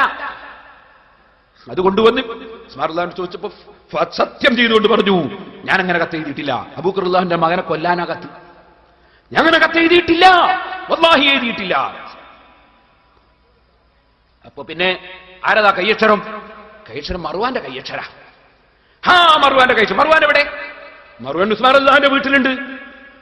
എന്നാ മർവാൻ ഇറക്കും, കൈകാര്യം ചെയ്യട്ടെ. ഉസ്മാൻ റളിയല്ലാഹു സമ്മതിച്ചില്ല. എന്തേ? നിയമം കയ്യിലെടുക്കാൻ പിൽക്കാലത്തൊരു തെളിവായി പോകും. ഒരിക്കലും ഒരു രാഷ്ട്രത്തിൽ വ്യവസ്ഥാപിതമായ ഭരണം നടക്കുമ്പോ 3-4 ആൾ കമ്മിറ്റി ഉണ്ടാക്കിയിട്ടോ 4-5 ആൾ കൂടിയിട്ടോ നിയമം കയ്യിലെടുത്ത് നടപ്പാക്കാൻ പാടില്ല. ഇസ്ലാമിന്റെ തത്വമാണ്. തീവ്രവാദം ഇസ്ലാമിന് അന്യമാണ്. അതുകൊണ്ട് അത് പാടില്ല, ശറഈയായി പാടില്ല.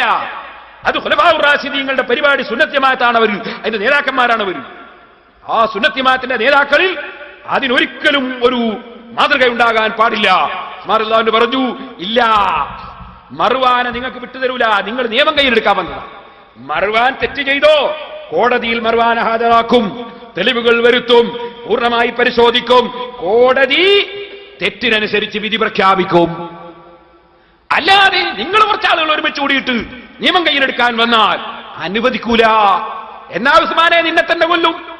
തീവ്രവാദികളുടെ സ്വഭാവം എങ്ങനെയാണല്ലോ, അവർക്കെതിരെ പറഞ്ഞാൽ അവരെ കൊല്ലൂലേ? എന്നാ ഉസ്മാനെ നിന്നെ തന്നെ കൊല്ലും. ഉസ്മാൻ റളിയല്ലാഹു അൻഹു ക്ഷമിച്ചിരുന്നു. അവര് വീട് വളഞ്ഞു. ഉസ്മാൻ റളിയല്ലാഹു അൻഹു ജമാഅത്ത് പോകാൻ അനുവദിച്ചില്ല, ജമാഅത്തിന് പോകാൻ അനുവദിച്ചില്ല. പകല് നോമ്പാണ്, രാത്രി നിസ്കാരമാണ്, ഖുർആനോദലാണ്. സുബ്ഹാനല്ലാഹ്. ഒരു ദിവസം രാവിലെ സുബഹിന്റെ സമയത്ത് വീട്ടിലേക്കതാ ഒരു ഭാഗത്തുകൂടി ഹസൻ റളിയല്ലാഹു അൻഹു ശ്രദ്ധയിൽപ്പെടാതെ ശത്രുക്കൾ എരച്ചു കയറി. അതിൽ തെറ്റിദ്ധരിച്ചു പോയ ഒരാളുമുണ്ട്. അത് അബൂബക്കർ റളിയല്ലാഹു അൻഹുവിന്റെ മകനാണ്. ആ ആളുകൾ 3 ആളുകൾ കയറി മഹാനായ ഉസ്മാൻ റളിയല്ലാഹു അൻഹുവിന്റെ താടി തെറ്റിദ്ധരിക്കപ്പെട്ട മഹാനായ മുഹമ്മദ് ബിൻ അബീ ബക്കർ റളിയല്ലാഹു അൻഹു പോയി പിടിച്ചു. ഈ തീവ്രവാദികളെ വലയിൽപ്പെട്ട് തെറ്റിദ്ധരിച്ചതാണ്. താടി പിടിച്ചപ്പോ അതാ അപ്പുറന്ന് ഭാര്യ കരയാൻ തുടങ്ങി. അല്ലാഹുവിന്റെ റസൂൽ സല്ലല്ലാഹു അലൈഹി വസല്ലമ തങ്ങളുടെ 2 മക്കളെ കല്യാണം കഴിച്ച സ്വർഗത്തിലാണെന്ന് റസൂലുള്ള പറഞ്ഞ ഉസ്മാൻ ഇബ്നു അഫ്ഫാൻ റളിയല്ലാഹു അൻഹു അന്നത്തെ ഭാര്യ അവിടുന്ന് കരയുമ്പോ ഉസ്മാൻ റളിയല്ലാഹു അൻഹു പറഞ്ഞു, കരയണ്ട പെണ്ണേ, ഞാൻ ഇന്നലെ രാത്രി അല്ലാഹുവിന്റെ റസൂലിനെ കണ്ടിട്ടുണ്ട്. റസൂലുള്ള എന്നോട് പറഞ്ഞിട്ടുണ്ട്, ഉസ്മാനേ, നാളത്തെ നോമ്പ് തുറ നമ്മളെ കൂടെയാണ് കേട്ടോ. അത് അല്ലാഹുവിന്റെ റസൂല് പറഞ്ഞിട്ടുണ്ട്. അതുകൊണ്ട് നോമ്പ് തുറക്കാൻ എവിടെ എത്തണം? സുബ്ഹാനല്ലാഹ്. പക്ഷേ തെറ്റിദ്ധരിച്ചു പോയവരുടെ തെറ്റിദ്ധാരണ തിരുത്തൽ സുന്നത്ത് ജമാഅത്തിന്റെ നേതാക്കളുടെ ബാധ്യതയാണ്. അതുകൊണ്ട് അതിനെന്താ വേണ്ടത്? അതിന് വേണ്ട പല പരിപാടികളുമുണ്ട്. അതിൽപ്പെട്ട ഒന്നാണ് മഹാന്മാരെ മദ്ഹ് പറയൽ. മഹാന്മാരെ മദ്ഹ് പറഞ്ഞാൽ റഹ്മത്ത് ഇറങ്ങും. ഇമാം നവവി സറഹ് മുസ്ലിമിൽ അത് പറയുന്നുണ്ട്. അപ്പൊ മഹാന്മാരെ മദ്ഹ് പറഞ്ഞാൽ, മൗലിദോദിയാൽ, അതെ മാല ചൊല്ലിയാൽ റഹ്മത്ത് ഇറങ്ങും. അത് ചൊല്ലാതിരുന്നാലോ റഹ്മത്ത് ഉയർന്നു പോകും. അതല്ലേ മുസ്ലിമീങ്ങളെ റഹ്മത്തും ബർക്കത്തും ഒക്കെ മാല ചുരുങ്ങുന്നതിനനുസരിച്ച്, മൗലിദ് ചുരുങ്ങുന്നതിനനുസരിച്ച് കുറഞ്ഞു പോകുന്നില്ലേ? ഇരിക്കട്ടെ, ബഹുമാനപ്പെട്ട ഉസ്മാൻ റളിയല്ലാഹു അൻഹു ഇവരുടെ മനസ്സിൽ റഹ്മത്ത് ഇറങ്ങാൻ വേണ്ടി എന്താ ചെയ്തത് എന്നറിയോ? മുൻഗാമിയായ മഹാനായ സിദ്ദീഖ് റളിയല്ലാഹു അൻഹുവിന്റെ മദ്ഹ് പറഞ്ഞു. മുഹമ്മദേ, നിന്റെ ബാപ്പ സിദ്ദീഖ് റളിയല്ലാഹു അൻഹു എങ്ങാനും നീ എന്റെ താടി പിടിച്ചത് കണ്ടിട്ടുണ്ടെങ്കിൽ അവിടുന്ന് പൊരുത്തപ്പെടൂല കേട്ടോ. അവിടുന്ന് വലിയ മഹാനാണ്. സിദ്ദീഖ് റളിയല്ലാഹു അൻഹുവിന്റെ ബഹുമാനം ഉസ്മാൻ റളിയല്ലാഹു അൻഹു പറഞ്ഞപ്പോഴേക്ക് മഹാനായ മുഹമ്മദ് ബിൻ അബീ ബക്കർ റളിയല്ലാഹു അൻഹുവിന്റെ മനസ്സിലുള്ള തെറ്റിദ്ധാരണ അങ്ങ് നീങ്ങിപ്പോ. ഉടനെ തന്നെ താടി വിട്ടിട്ട് ഉസ്മാൻ റളിയല്ലാഹു അൻഹുവിന്റെ അടുക്കൽ ചെന്ന് എനിക്ക് ഉസ്മാൻ റളിയല്ലാഹു അൻഹുവിലേക്ക് തിരിഞ്ഞ് എനിക്ക് മാപ്പാക്കടേ, പൊരുത്തപ്പെടണേ, അബദ്ധം പറ്റിപ്പോയി. പൊരുത്തപ്പെടിച്ചു. പക്ഷേ തീവ്രവാദികൾക്ക് അത് പോരല്ലോ, ഇവിടെ കുഴപ്പം നടക്കണ്ടേ? അവരെന്ത് ചെയ്തു? അവർ ഉസ്മാൻ റളിയല്ലാഹു അൻഹു തലക്കൊരൊറ്റ വെട്ടങ്ങ് കൊടുത്തു. ഖുർആനിലല്ലേ രക്തം തെറിച്ച് വീണത്? ഫസയക്ഫീകഹുമുല്ലാഹു വഹുവസ് സമീഉൽ അലീം. അവർക്ക് അല്ലാഹു കൊടുത്തോളുമെന്നർത്ഥം വരുന്ന ആയത്തിലല്ലേ രക്തം തെറിച്ചത്? ഉസ്മാൻ റളിയല്ലാഹു അൻഹു കൊല്ലപ്പെട്ടു പോയി.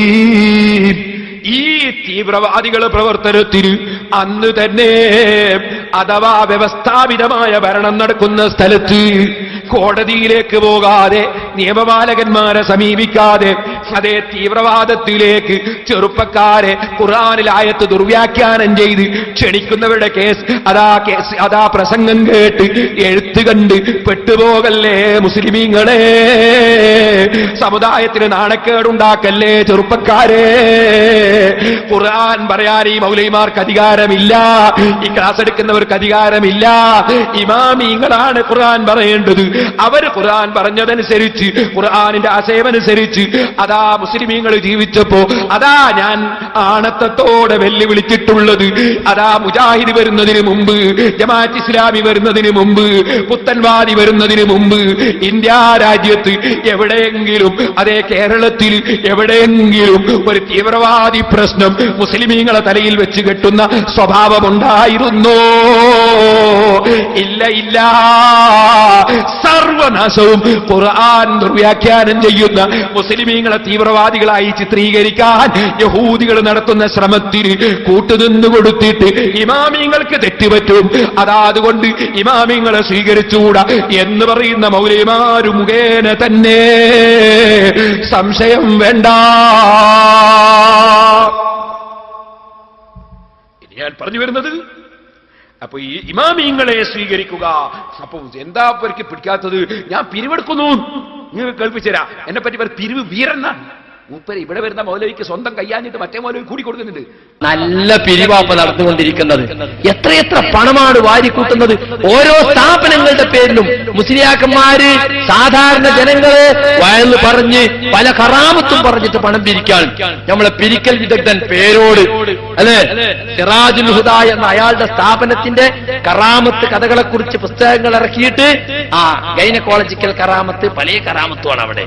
കുട്ടിയില്ലാത്തവർക്ക് കുട്ടിയെ കിട്ടുന്നു, പിന്നെ പോയ ഭർത്താവ് തിരിച്ചു, ഓരോ കഥകളാണ്. ആ കഥകൾ പറഞ്ഞിട്ട് ആയിരങ്ങളും പതിനായിരങ്ങളും ലക്ഷങ്ങളും പിരിച്ചിട്ട് കൂടെ ഉണ്ടായിരുന്ന സാലത്തൂർ അബൂബക്കർ വൈസി പറഞ്ഞ കാസർഗോഡ് ഭാഗത്തൊക്കെ പിരിച്ച് എവിടുന്ന് വെച്ച ചാക്കിലിട്ടിട്ട് കെട്ടിക്കൊണ്ടല്ല. ഇത് എത്ര ഉണ്ട് എന്ന് എണ്ണീറ്റ് ആ നാട്ടുകാർക്ക് ഒരു റെസീറ്റ് എങ്കിലും കൊടുക്കുക. ഇത്ര ഇവിടുന്ന് പിരിച്ചു, ആർക്കാ ചോദിക്കാൻ ധൈര്യം? എവിടേക്കാ കൊണ്ടുപോണത്? കണക്കിലുണ്ടോ? ആരാ ചോദിക്കണോ? എന്താ അതൻ കൊടുക്കും. അല്ലെങ്കിൽ അവർ വേണ്ട മാതിരി അവനെ കൈകാര്യം ചെയ്യും. അതായിരിക്കണം, അല്ലെങ്കിൽ ഇങ്ങനെ ധൈര്യം കിട്ടുമോ? അപ്പൊ സുഹൃത്തുക്കളെ, വമ്പിച്ച പിരിവ് വിദഗ്ധന്മാരാണ്. പേരോട് തന്നെ ഒരു സ്ഥലത്ത് നടത്തുന്ന പിരിവിന്റെ ഒരു ചെറിയ ഉദാഹരണം നിങ്ങൾക്കൊന്ന് കാണാൻ വേണ്ടി. എന്തിനാണ് ഈ പൗരോഹിത്യം ഞങ്ങളെ എതിർക്കുന്നത്? ഈ വരുമാനമൊക്കെ ഞങ്ങളെ കൊണ്ട് നിന്നു പോകുമോ എന്ന് മുസ്ലിയാക്കന്മാർ ഭയപ്പെടുകയാണ്. അതാണ് പല്ലും നഖവും ഉപയോഗിച്ച് എല്ലാ ജിന്നിനെയും ശൈത്താനെയും മടവൂരിനെയും ഒക്കെ കൂട്ടുപിടിച്ച് ഞങ്ങളെ എതിർക്കാൻ വേണ്ടി വരുമ്പോൾ രംഗത്ത് വന്നിരിക്കുന്നത്. ആ പിരിവിന്റെ രംഗങ്ങളൊന്ന് കണ്ടോളി.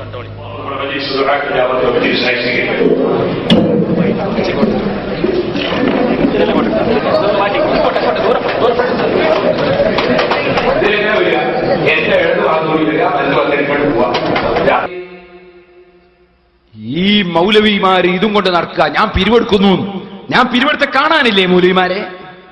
ഇല്ലേ? 32 കെട്ടിടങ്ങൾ, 25 സ്ഥാപനങ്ങൾ, 20 വർഷത്തിനിടയിൽ 8,000-ഓളം കുട്ടികൾ സിറാജുൽ ഹുദയുടെ കീഴിൽ അള്ളാഹുവിന്റെ തൗഫീഖ് കൊണ്ട് പഠിക്കുന്നുണ്ട്. ഒരു മാസത്തിൽ 20 ലക്ഷം രൂപ ചെലവിന് മാത്രം വേണ്ടി വരുന്നുണ്ട്. മുസ്ലിമീങ്ങൾ സഹായിക്കുന്നുണ്ട്, അമുസ്ലിമീങ്ങളും സഹകരിക്കുന്നുണ്ട്. കാരണം ഇത് തീവ്രവാദത്തിനല്ലെന്നവർക്കറിയാം, ഇത് ഭീകരവാദത്തിനല്ലെന്നവർക്കറിയാം.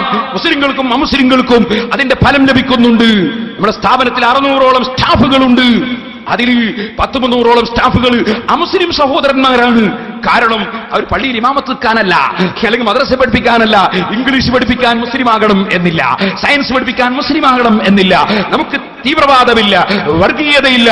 വർഗീയത അംഗീകരിക്കുന്നവൻ നമ്മളിൽപ്പെട്ടവനല്ലാതാണ് മുഹമ്മദ് റസൂലുള്ളാഹി സ്വല്ലല്ലാഹു അലൈഹി വസല്ലം പറഞ്ഞത്.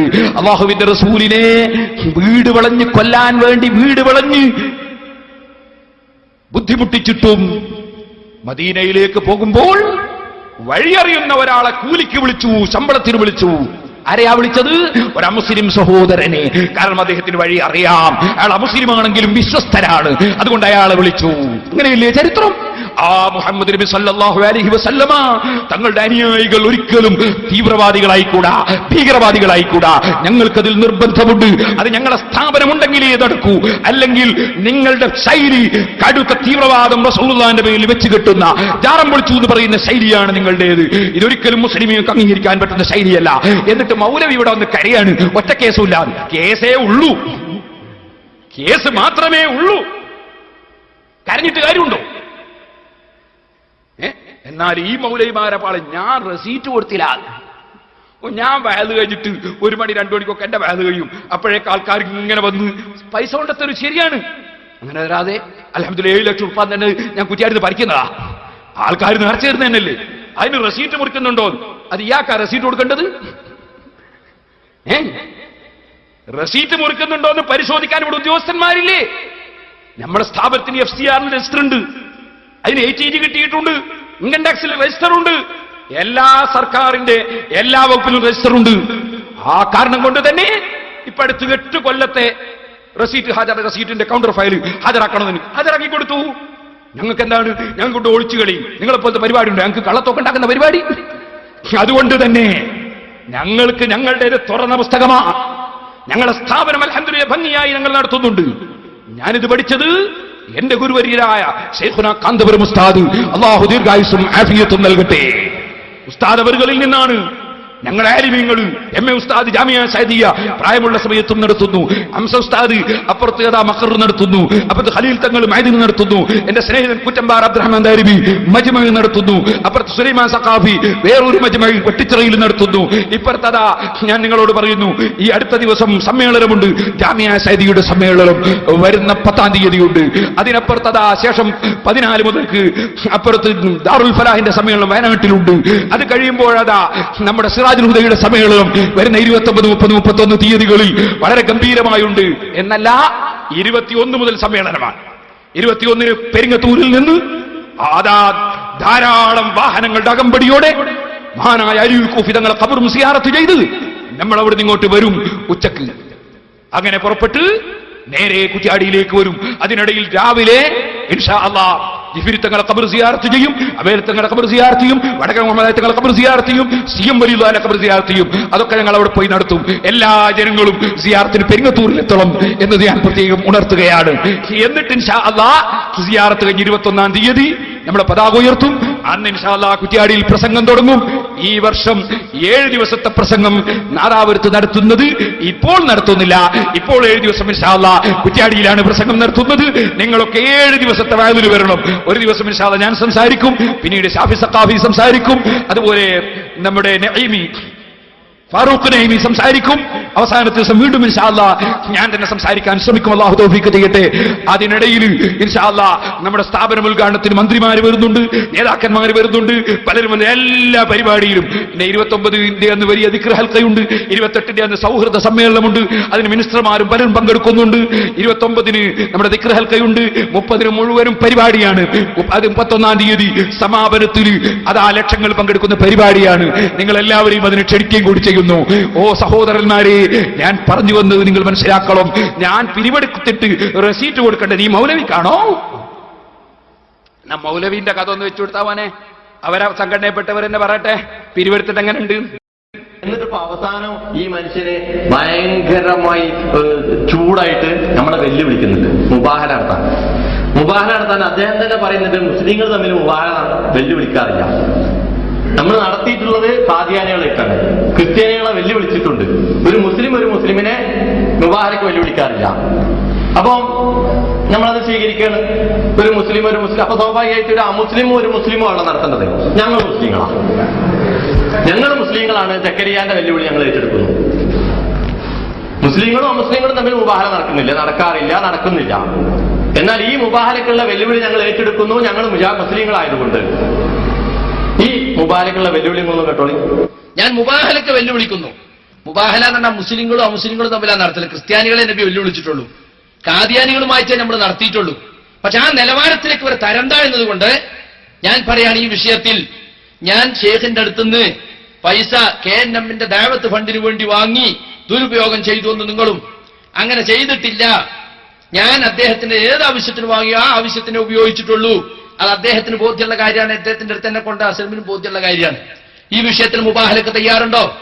ഈ പറഞ്ഞവർ വരട്ടെ. മൻസൂർ അലി ചമ്മാടും അവന്റെ വാലാട്ടികളും ഒക്കെ വരട്ടെ. അവരെ ഭാര്യമാരെയും കുട്ടികളെയും കൂട്ടിയിട്ട് വരട്ടെ. പരസ്യമായ സ്റ്റേജിൽ വെച്ച് ഒരു ശാപപ്രാർത്ഥന നടത്താൻ ഇവർക്ക് ധൈര്യമുണ്ടോ? ഞാൻ വെല്ലുവിളിക്കാണ് കുവൈത്തിലെ മടവൂരി വാലാട്ടികളെ മുഴുവനും. ആ വെല്ലുവിളി വളരെ ആത്മാർത്ഥതയോടെ നമ്മൾ ഏറ്റെടുക്കുകയാണ്. മുസ്ലിങ്ങളും അമുസ്ലിങ്ങളും തമ്മിലാണ് മുബാഹല നടത്തുക. നമ്മൾ മുസ്ലിങ്ങളാണ്.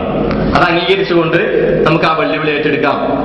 ഇയാളും വരട്ടെ, ഭാര്യമാര് എന്നുള്ള ബഹുവചനം കുറെ കൂടി ഫിറ്റ് ആവുക അവിടെയാണ്. ഭാര്യമാരെയും കുട്ടികളെയും കൊണ്ട് വരട്ടെ. അപ്പൊ അങ്ങനെ നമുക്ക് കുടുംബങ്ങളൊക്കെ വെച്ചിട്ട് എല്ലാവരും വെച്ചിട്ട് മുബാഹല നടത്താം. ദഅവാ ഫണ്ടാണ് അദ്ദേഹം ഉപയോഗിച്ചത്. KNM-ന് അവകാശപ്പെട്ട ഫണ്ടാണ് അദ്ദേഹം ഉപയോഗിച്ചത്. അത് സ്വന്തമാക്കി സ്വന്തം പേരിൽ നടത്താൻ അദ്ദേഹത്തിന് അവകാശമില്ല. ഞാൻ നേരത്തെ പറയാൻ വിട്ട ഒരു കാര്യം, അദ്ദേഹം അത് പണിത ഭൂമിന്റെ കാര്യം അറിയേണ്ടതുണ്ട്. അയാളുടെ ബുദ്ധിന്റെ ഒരു ആഴം ഇക്കാര്യത്തിലൊക്കെ ബുദ്ധി ഉപയോഗിക്കാൻ പാടില്ല എന്നുള്ളത് ദീനിന്റെ കാര്യത്തിലാണല്ലോ. അവനെ കീസിന്റെ കാര്യത്തിൽ ബുദ്ധി എങ്ങനെ ഉപയോഗിക്കാലോ? ഈ അറബി പൈസ കൊടുത്തത് അയാൾ ഈ കത്തിൽ തന്നെ പ്രത്യേകം പറയുന്നുണ്ട്, ഭൂമിക്കും കെട്ടിടത്തിനുമുള്ള പണം അറബി തന്നു എന്നാണ്. ഈ ഭൂമി ഇയാൾ എന്ത് ചെയ്തു അറിയോ? സ്വന്തം ഭൂമി, സ്വന്തം വീട് നിൽക്കുന്ന ഭൂമിയിൽ ഒരു കഷ്ണം അയാൾ തന്നെ വിലക്കെട്ടി. എന്നിട്ട് അത് വിറ്റു. ആർക്ക്? സക്കരിയ സലാഹി, ഡോക്ടർ സക്കരിയ സലാഹിക്ക് വിറ്റു. എന്നിട്ട് അതില് ഡോക്ടർ സക്കരിയ സലാഹി ഡയറക്ടർ ആയിട്ടുള്ള ഈ ലൈബ്രറി പണിതു. അപ്പൊ എന്തായി? ഇതിൽ നിന്നുള്ള ബാക്കി ഫണ്ടിന്റെ കാര്യം അവിടെ നിൽക്കട്ടെ, നമുക്ക് പിന്നെ പറയാം. ഇതിന്ന് ഇങ്ങനെ തന്നെ ഒരു ഫണ്ട് മൂപ്പര് സ്വന്താക്കി. ഭൂമിക്കുള്ള സ്ഥലം ഇത് ക്യാഷ് അറബി കൊടുത്തിട്ടുണ്ട്. അപ്പൊ അങ്ങനെയും കൂടി ആ ക്യാഷ് പറ്റിയ ഒരു മനുഷ്യൻ പിന്നെ ഈ ഫണ്ടൊക്കെ എങ്ങനെ ചെയ്തിട്ടുണ്ടാവും നമുക്ക് ആലോചിക്കാവുന്നല്ലേ ഉള്ളൂ. എന്നിട്ട് മുബാഹലക്ക് വെല്ലുവിളി. ഇയാൾ തന്നെ പറയുമ്പോ ഈ കേൾക്കുന്ന ആൾക്കാർ മുബാഹലക്ക് വിളിച്ചല്ലോ, ഇനിയിപ്പോ ഓക്കെ ഒരു സത്യസന്ധനാണ് എന്ന് പറയുക. ആ മുബാഹലത ആത്മാർത്ഥതയോടുകൂടി മുജാഹിദ് പ്രവർത്തകർ ഏറ്റെടുക്കുകയാണ്. അതോടൊപ്പം ഒരു നിബന്ധന കൂടി നമ്മൾ വെക്കുകയാണ്. ഈ മുബാഹലയിൽ മറ്റു പല വിഷയങ്ങൾ കൂടി ചേർക്കേണ്ടതുണ്ട്. മുജാഹിദ് പ്രസ്ഥാനത്തിന്റെ പിളർപ്പിന്റെ ആ ആദ്യഘട്ടം തൊട്ട് ഈ നാള് വരെ ഈ സക്കരിയ സലാഹി കേരളത്തിലെ മുജാഹിദ് നേതാക്കളെ CP ഉമർ സുല്ലമി, അബ്ദുസലാം സുല്ലമി, അതുപോലെ ഹുസൈൻ മടവൂർ, KK മുഹമ്മദ് സുല്ലമി തുടങ്ങിയ നേതാക്കൾക്കെതിരെ എല്ലാം തന്നെ ഉന്നയിച്ചിട്ടുള്ള എല്ലാവിധ ആരോപണങ്ങളും സംഘടനയുടെ പ്രവർത്തകർക്കെതിരെ, സംഘടനാ ഘടകങ്ങൾക്കെതിരെ, സംഘടനയുടെ ഓരോ ശാഖകൾക്കെതിരെ, മേഖലകൾക്കെതിരെ എല്ലാ നിലക്കും സക്കരിയ സലാഹി ഇക്കാലം അത്രയും ഉന്നയിച്ചിട്ടുള്ള എല്ലാവിധ വാദങ്ങളും ഉൾപ്പെടുത്തിക്കൊണ്ടുള്ള ഒരു മുബാഹല നമുക്ക് നടത്താവുന്നതാണ്. അതിനുവേണ്ടിയുള്ള വേദി ഒരുക്കാവുന്നതാണ്. മുസ്ലിങ്ങളായ ഞങ്ങൾ അതിന് തയ്യാറാണ് എന്നും എല്ലാവിധ മുജാഹിദ്, നിങ്ങൾ ക്ഷണിക്കുന്ന മുജാഹിദുകളൊക്കെ വരാം. ഈ പറഞ്ഞ പോലെ കുടുംബസമേതം വരാം, വരട്ടെ. അവരും വന്നിട്ട് ഇത് ദഅവാ ഫണ്ടാണ്, ദഅവത്തിനുള്ള ഫണ്ടാണ്, KNM-ന്റെ ഫണ്ടാണ്, KNM-ന് അവകാശപ്പെട്ടതാണ്, സക്കരിയ സലാഹിക്ക് അവകാശപ്പെട്ടതല്ല. അത് എന്ത് പറഞ്ഞ പോലും ദീനിന്റെ തെളിവുകൾ വെച്ച് നോക്കുമ്പോൾ അത് സക്കരിയ സലാഹിക്ക് അർഹതപ്പെട്ട സ്വത്തല്ല എന്ന് തന്നെയാണ് നമ്മൾ മനസ്സിലാക്കേണ്ടത്. ഈ മുബാഹലക്കുള്ള സ്ഥലം ഞാൻ അനുവദിച്ചു തരാം. 2 മുജാഹിദ് നോക്കൂ, അത് നാളെ വരുന്ന നടക്കട്ട മുബാഹല. സ്ഥലമില്ലായിട്ട് നടത്താതിരിക്കണ്ട. ഭാര്യമാരെയും കൂട്ടി വരണമെന്ന് തന്നെ വളരെ ഫിറ്റാണെന്ന് അറിഞ്ഞേ. അതെ, ഇരിക്കട്ടെ. അപ്പോ എന്നിട്ട് ഇയാള് എന്നോട് റെസീറ്റ് കൊടുക്കുന്നില്ല. ഞാൻ റെസീറ്റ് കൊടുക്കേണ്ടത്? നല്ല കോളായി. സഹോദരന്മാര്, ഞാൻ പറയട്ടെ, അള്ളാഹുവിന്റെ ദീൻ കുട്ടിക്കളിക്കുള്ളതല്ല, നിങ്ങളെ തട്ടിപ്പിനുള്ളതല്ല, വെട്ടിപ്പിനുള്ളതല്ല. അള്ളാഹുവിന്റെ ദീൻ മഹാന്മാരായ ഇമാമിങ്ങൾ അത് വേണ്ടതുപോലെ വിശദീകരിച്ചിട്ടുണ്ട്. ആ ഇമാമിങ്ങളെ സ്വീകരിക്കുന്നതിനാണ് സാധാരണ നിലക്ക് നമ്മൾ തഖ്ലീദ് എന്ന് പറയുന്നത്, 4 മദ്ഹബിനെ തഖ്ലീദ് ചെയ്യുക എന്ന് പറയുന്നത്. ഓ മുസ്ലിമീങ്ങളെ, ഇമാമിങ്ങൾക്ക് 4 പ്രമാണമാണെന്ന് ഞാൻ ഖുർആൻ ഉദ്ധരിച്ച് പറഞ്ഞില്ലേ? ഇത് കൊന്നാൽ നമ്മളെ മൗലവി പറയുന്നു, മൂപ്പർക്ക് പുത്തൻ വാദമില്ല എന്നാ പറയുന്നു. എന്താ വാദം എന്നറിയോ? പുത്തൻ വാദമല്ലെങ്കിൽ പൂ എന്നതിന് പകരം പി എന്നാക്കേണ്ടി വരും. പൂ എന്നതിന് പകരം പി എന്നാക്കേണ്ടി വരും. അങ്ങനെ ആക്കുന്നതാണ് സംഭവത്തിലുള്ളത്. അതെന്താ കാരണം? ഞാൻ നിങ്ങൾക്ക് കൽപ്പിക്കാം. മൂപ്പര് ഇവിടുന്ന് പറയുന്നു, ഉസ്താദുമാര് പറഞ്ഞാൽ പ്രമാണമല്ല. ഉസ്താദുമാര് പറഞ്ഞാൽ പ്രമാണമല്ല. പിന്നെ എങ്ങനെ ഇവിടെ ശിഷ്യന്മാരാ പറയേണ്ടത്? ശിഷ്യന്മാര് അങ്ങോട്ടാ മൗലവി പറഞ്ഞു കൊടുക്കേണ്ടത്. ഉസ്താദ് പറഞ്ഞാൽ പ്രമാണമല്ല പോൽ. എന്റെ ഉസ്താദ് പറഞ്ഞു, ഉസ്താദിന്റെ ഉസ്താദ് പറഞ്ഞു എന്ന് പറഞ്ഞാൽ അത് പ്രമാണമാകില്ല കേട്ടോ. ഉസ്താദ് പറഞ്ഞു, ഉസ്താദ് പറഞ്ഞു എന്നാ പ്രമാണമല്ല കേട്ടോ. കാരണം ഫത്ഹുൽ മുഈൻ ഒരുപാട് സ്ഥലത്ത് ഖാല ശൈഖുനാ, എന്റെ ഉസ്താദ് പറഞ്ഞു എന്ന് പറയാറുണ്ട്. ഖാല ശൈഖു മശായിഖിനാ, നമ്മുടെ ഉസ്താദിന്റെ ഉസ്താദ് പറഞ്ഞു എന്ന് പറയാറുണ്ട്. ഈ ഫത്ഹുൽ മുഈനെ ചോദ്യം ചെയ്യാണ് ഹുസൈൻ സലഫി.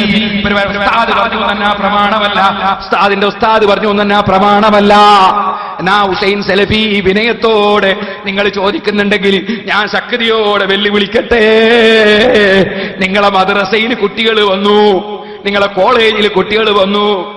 ഉസ്താദ് പറഞ്ഞു നിസ്കാരത്തിന് 14 ഫർളുണ്ട് എന്ന്. ഉസ്താദ് പറഞ്ഞാൽ തെളിവാവൂല, ഉസ്താദ് പറഞ്ഞാൽ പ്രമാണാവൂല. വേറെ ആർക്കും പറയട്ടെ, എന്നാ പിന്നെ എന്നാ പിന്നെ അവിടുത്തെ പ്യൂണിനെ വിളിക്കാം, മുജാഹിദിന്റെ കോളേജിലെ പ്യൂണിനെ വിളിക്കാം. പ്യൂണിനെ കൊണ്ട് ക്ലാസ് എടുപ്പിക്കാൻ ഉസ്താദ് പറഞ്ഞാൽ തെളിവാവൂലല്ലോ. ഓ മൗലവിമാരെ, ഉസ്താദ് പറഞ്ഞാൽ തെളിവല്ലെങ്കിൽ പിന്നെ ആര് പറഞ്ഞതാ തെളിവ്? ഉസ്താദ് യോഗ്യനായിരിക്കണം, വഞ്ചകനാകരുത്, കള്ളനാകരുത്, തോന്നിവാസിയാകരുത്. അങ്ങനത്തെ ഉസ്താദുമാരെ നിങ്ങൾക്ക് പെട്ടുപോയെങ്കിൽ അതിന് ഉത്തരവാദി ഞങ്ങളല്ല. കേട്ടിട്ടില്ലേ സക്കരിയാസലായി പറയുന്നത്? മൂപ്പര ഉസ്താദ് അതാ അബ്ദുസ്സലാം സുല്ലമി, മൂപ്പരെ പഠിപ്പിച്ചു പോലൊരു വിഡിത്തം, സിഹിർ വലിക്കൂരാൻ മൂപ്പരത് പ്രസംഗിച്ചു നടന്നുപോൽ. കുറേ ദിവസം കഴിഞ്ഞപ്പോ മൗലവിക്ക് മനസ്സിലായി പോൽ എന്ത് ഉസ്താദ് പറഞ്ഞ് പൊട്ടത്തരാണ്. അത് വെച്ചു കൊടുത്തവനെ. ഇപ്പൊ എന്റെ 2 ഓഡിയോ CD വെക്കുന്നുണ്ട്. ഓഡിയോ കാസറ്റുകൾ CD കിട്ടിയിട്ടില്ല. ഒന്ന് 98 ഞാൻ പ്രസംഗിച്ചതാണ്. ഈ സുല്ലമിയുടെ ശിഷ്യനായി വളർന്നു വന്ന ഞാൻ അദ്ദേഹത്തിന്റെ സ്വാധീനത്താലുണ്ടായ ചില ആശയങ്ങൾ, സിഹിർ വലിക്കൂല, സിഹിർ വലിക്കുന്നു വിചാരിച്ച തലാഖതിനെതിരാണെന്നൊക്കെ പറഞ്ഞ് ഞാൻ പ്രസംഗിച്ചിട്ടുണ്ട്. പൊട്ടത്തരം എന്നൊക്കെ പറഞ്ഞ് ഞാൻ പ്രസംഗിച്ചിട്ടുണ്ട്. പൊട്ടത്തരം ഇമാമിങ്ങളെ വിട്ടിട്ട് പൊട്ടത്തരം കിട്ടിയല്ലേ? ഇമാമിങ്ങളെ വിട്ടിട്ട് പൊട്ടത്തരം കിട്ടി ഇല്ലേ? ഞാൻ മൂപ്പര് പറയുന്നത് എനിക്കല്ല പുറത്തു തരട്ടെ, മൂപ്പര് പേപ്പിച്ചോലെന്തോ ആയിക്കോട്ടേന്നാ. അത് വെച്ചുകൊടുത്ത പിന്നെ സുഹൃത്തുക്കളെ, നമ്മളും ഒക്കെ മുമ്പ് പറഞ്ഞു, ഈ സലാസുല്ലമി ഞങ്ങളെ പഠിപ്പിച്ച എന്താ അറിയോ? മറഞ്ഞ മാർഗത്തിലൂടെ സഹായിക്കാൻ അള്ളാഹ്ക്ക് മാത്രമേ സഹായിക്കുള്ളൂ. അതുകൊണ്ട് സിഹിർ മുഖേന നമ്മൾ സഹായിക്കുന്നു വിചാരിച്ചാൽ തെറ്റാവും. ഞാനൊക്കെ കുറെ കാലം വിശ്വസിച്ച് പ്രസംഗിച്ചിറങ്ങിയിരുന്നു. അള്ളാഹു എനിക്ക് പുറത്തു തരട്ടെ. ഞാനിപ്പോ പ്രാർത്ഥിക്കുകയാണ്, ഇയാളെ കെണിന്ന് ഇസ്ലാഹി പ്രസ്ഥാനം രക്ഷപ്പെട്ടല്ലോ. നല്ല ഉഷാറായി. മൂപ്പര ഉസ്താദ് ഇങ്ങനെ പഠിപ്പിച്ച് കെണിപ്പെട്ടു പോയി പോലും. ഇതുകൊണ്ടാ മൗലവിമാരെ നിങ്ങളോട് പറഞ്ഞത്, ഖുർആനും ഹദീസും അറിയാത്ത ആളുകളെ, അതാ പൊട്ടന്മാരെ, അതുപോലെ തന്നെ അള്ളാന്റെ ദീനിൽ വഞ്ചന നടത്തുന്നവരെ ഉസ്താദായി സ്വീകരിക്കരുത്. ഉസ്താദായി സ്വീകരിക്കുമ്പോ കൊള്ളാവുന്ന വ്യക്തികളെ മാത്രമേ ഉസ്താദായി സ്വീകരിക്കാവൂ. ഇബ്നു ഹജർ തങ്ങൾ മഹാനാണ്, കൊള്ളാവുന്ന പണ്ഡിതനാണ്. അതാ മഹാനായ സൈനുദ്ദീൻ മഖ്ദൂം തങ്ങൾ ഖാല ശൈഖുന എന്ന് പറഞ്ഞത്, ഞങ്ങൾക്ക് അല്ലാഹുവിന്റെ തൗഫീഖ് കൊണ്ട് കൊള്ളാവുന്ന ഉസ്താദുമാര് മാത്രമേ ഉള്ളൂ.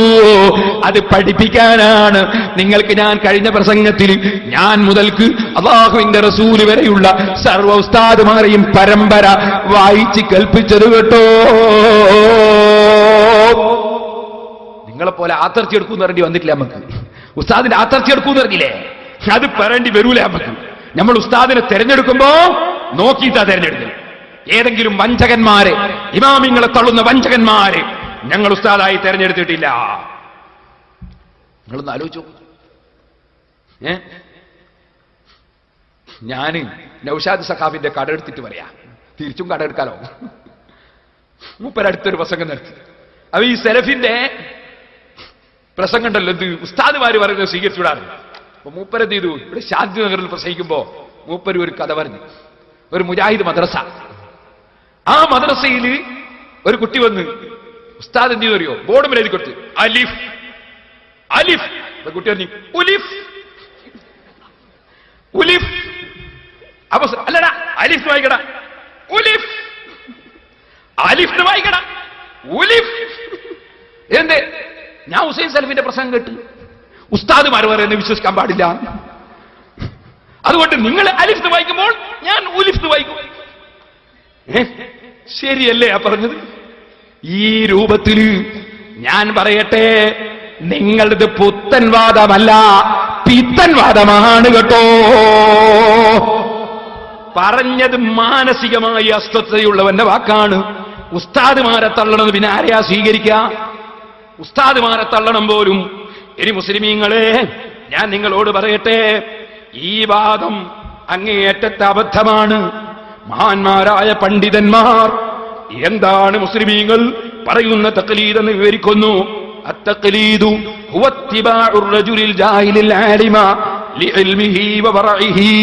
ഇമാം സബർകന്ദി റളിയല്ലാഹു അൻഹു ഹിജ്റ 539 വഫാത്തായ പണ്ഡിതനാണ്. അവിടുത്തെ മീസാനുൽ ഉസൂൽ എന്ന ഗ്രന്ഥത്തിൽ പറയുന്നു, എന്താണ് മുസ്ലിമീങ്ങൾ പറയുന്ന തഖ്ലീദ്? അത്തഖ്ലീദു, തഖ്ലീദ് എന്ന് പറയുന്നത് അന്ധമായ അനുകരണമല്ല. അന്ധമായ അനുകരണം എന്ന അർത്ഥത്തിലും തഖ്ലീദ് എന്ന് വാചകത്തിൽ പറയാം. അത് വേറെ ഒന്നാണ്. സലാത്ത് എന്ന് പറഞ്ഞാൽ നിസ്കാരം എന്നതിനർത്ഥമുണ്ട്, സലാത്ത് എന്നതിന് പ്രാർത്ഥന എന്നർത്ഥമുണ്ട്. സല്ലൂ ഹംസക്കും തന്നെ പ്രാർത്ഥന എന്നല്ല അവിടുത്തെ അർത്ഥം. ഇതുപോലെ മുഅ്മിനീങ്ങളെ നമ്മൾ പറയുന്ന തഖ്ലീദ്, അത്തഖ്ലീദു ഹുവ ഇത്തിബാഉർ റജുലിൽ ജാഹിലിൽ ആലിമ, വിവരമുള്ള പണ്ഡിതനെ അദ്ദേഹത്തിന്റെ വിവരത്തെ അടിസ്ഥാനമാക്കി, അദ്ദേഹത്തിന്റെ സൂക്ഷ്മതയെ അടിസ്ഥാനമാക്കി അദ്ദേഹത്തെ പിന്തുടരുന്നതിനാണ് തഖ്ലീദ് എന്ന് പറയുന്നത്. ഇമാം ശാഫിഈ റളിയല്ലാഹു അൻഹു ഏറ്റവും വലിയ വിവരമുള്ള പണ്ഡിതനാണ്. അതുകൊണ്ട് പിൻഗാമികൾ മഹാനവറുകളെ പിന്തുടർന്നു. ഇതാണ് ശരിയായ തഖ്ലീദ്. ഇനി ഞാൻ പറയട്ടെ, അല്ല അങ്ങനെ പറ്റൂല. നമ്മളെ മൗലവി ഇവിടുന്ന് പറയാൻ എന്താ വേണ്ടത്? മൗലവി പറയാണ്, തെറ്റ് പറ്റാത്ത ആള് നബി മാത്രമേ ഉള്ളൂ. അതുകൊണ്ട് നമ്മൾ ഓരോ ഇമാമിങ്ങളും പറഞ്ഞതൊന്ന് പരിശോധിച്ച് നോക്കണം. തെറ്റ് പറ്റിയിട്ടുണ്ടോ? തെറ്റ് പറ്റിയിട്ടുണ്ടേ തളികളണം, ഇല്ലെങ്കിൽ നമുക്ക് സ്വീകരിക്കാം. അപ്പൊ ഇയാൾ ആരാണോ? ഇമാമിനേക്കാൾ വലിയ ഇമാമാണോ? അവർക്ക് തെറ്റ് പറ്റിയോന്ന് ഇയാൾ പരിശോധിക്കാം. എങ്ങനെ? മെഡിക്കൽ കോളേജിൽ നിന്ന് ഒരു കാര്യമായ പ്രൊഫസർക്ക് ഒരു രോഗി കൊണ്ടുപോയിട്ട് രോഗം കാണിച്ചു, അയാളൊട്ടാകെ എല്ലാ പരിശോധനയും നടത്തി സ്കാൻ ചെയ്ത് ഒക്കെ റെഡിയാക്കിയിട്ട് മരുന്ന് എഴുതി കൊടുത്തു. ഇയാൾ ഇറങ്ങി വരുമ്പോൾ മുജാഹിദ് മൗലവിനെ കണ്ട്, നമ്മൾ ഹുസൈൻ സെൽഫി ആയിരിക്കും. എവിടുന്നാ വരുന്നത്? ഞാൻ മെഡിക്കൽ കോളേജിൽ. എന്താ പോയ? സുഖമില്ലായിട്ട്. എന്തിന്?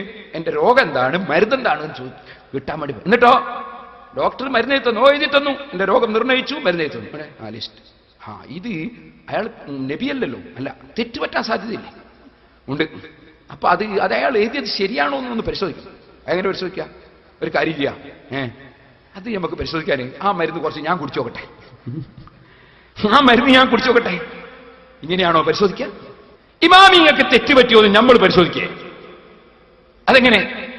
എഞ്ചിനീയർക്ക് തെറ്റുപറ്റിയോന്ന് ഇവിടുന്ന് വീടെടുപ്പിക്കുന്ന സാധാരണക്കാരൻ പരിശോധിക്കേ? കാര്യം പറയുമ്പോ കുറച്ചെങ്കിലും അല്പെങ്കിലും ചിന്ത വേണ്ട. ഞാൻ ചോദിക്കട്ടെ, ഇമാമിങ്ങളെ പരിശോധിക്കാൻ നിങ്ങളോ? ഞാൻ ഓർമ്മപ്പെടുത്തുന്നു, തോന്നിയ പോലെ പറയുന്നവരാണ് മുജാഹിദുകൾ. നീ നമ്മൾ പറഞ്ഞാളേന്നു, നീ നമ്മളോട് കംപ്ലൈന്റ് അന്ന് വെച്ചിട്ടവനെ. മുജാഹിദുകളെ സംബന്ധിച്ച് പറയാറുള്ളത്, അവർ തോന്നിയതുപോലെ പറയുന്നു, അവർക്ക് പാരമ്പര്യമില്ല. കേട്ടോളെ, തെറ്റുപറ്റാത്തത് നബിക്ക് മാത്രം. അതുകൊണ്ട് പരിശോധിച്ചിട്ട് മാത്രമേ സ്വീകരിക്കാൻ പറ്റൂ. ഇസ്ലാമിന്റെ കാര്യങ്ങൾ നമ്മൾ മനസ്സിലാക്കേണ്ടത് ഏതെങ്കിലും ഒരു വ്യക്തിയുടെ വാക്കിൽ നിന്നല്ല.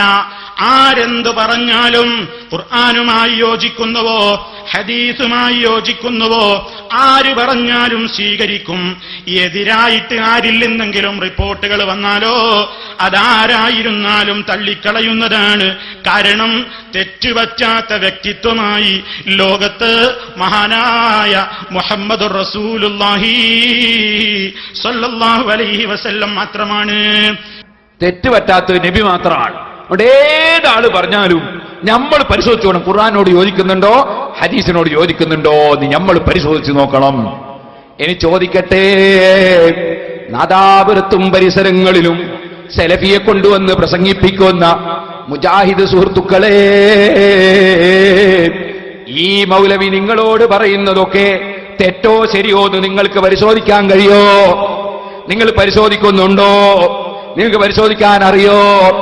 ആര് പറഞ്ഞാലും പരിശോധിക്കണം എന്നല്ലേ? അപ്പോ അതാ ഖുതുബ മലയാളത്തിൽ ഓതണമെന്ന് മൗലവിമാര്, അത് തെറ്റോ ശരിയോ എന്ന് ഈ പള്ളിയിൽ പോകുന്നവരൊക്കെ പരിശോധിച്ചിട്ടുണ്ടോ? അവർക്ക് പരിശോധിക്കാൻ കഴിയോ? തറാവീഹ് മക്കയിലും മദീനയിലും നടക്കുന്ന അനാചാരമാണെന്ന് മൗലവിമാര് ചോദിക്കട്ടെ. തറാവീഹ് മൗലവിമാര് നിസ്കരിക്കുന്നതാണ് ശരിയെന്ന് പരിശോധിച്ചിട്ടുണ്ടോ? ചോദിക്കട്ടെ. ഓരോ മുജാഹിദും ഇങ്ങനെ മൗലവിമാര് പറഞ്ഞത് പരിശോധിച്ചിട്ടാണോ സ്വീകരിക്കുന്നത്? അങ്ങനെ പരിശോധിക്കാൻ കഴിയുന്ന ഒരൊറ്റ മുജാഹിദിനെ ലോകത്ത് കാണിക്കാൻ കഴിയുമോ? ഇല്ലെങ്കിൽ മുജാഹിദേ, നിങ്ങളെ ദീനെന്താണ്? നിങ്ങളെ വിശ്വാസം എന്താണ്? നിങ്ങൾ മൗലവിയെ തുടർന്നാൽ നിങ്ങളെ അവസ്ഥ എന്താണ്? നിങ്ങളെ മൗലവി മൗലവി നിങ്ങളെ ഉപദേശിച്ചതാണ്. ഓരോരുത്തരും പരിശോധിച്ചു നോക്കണം, എന്നിട്ടേ സ്വീകരിക്കാൻ പറ്റൂ.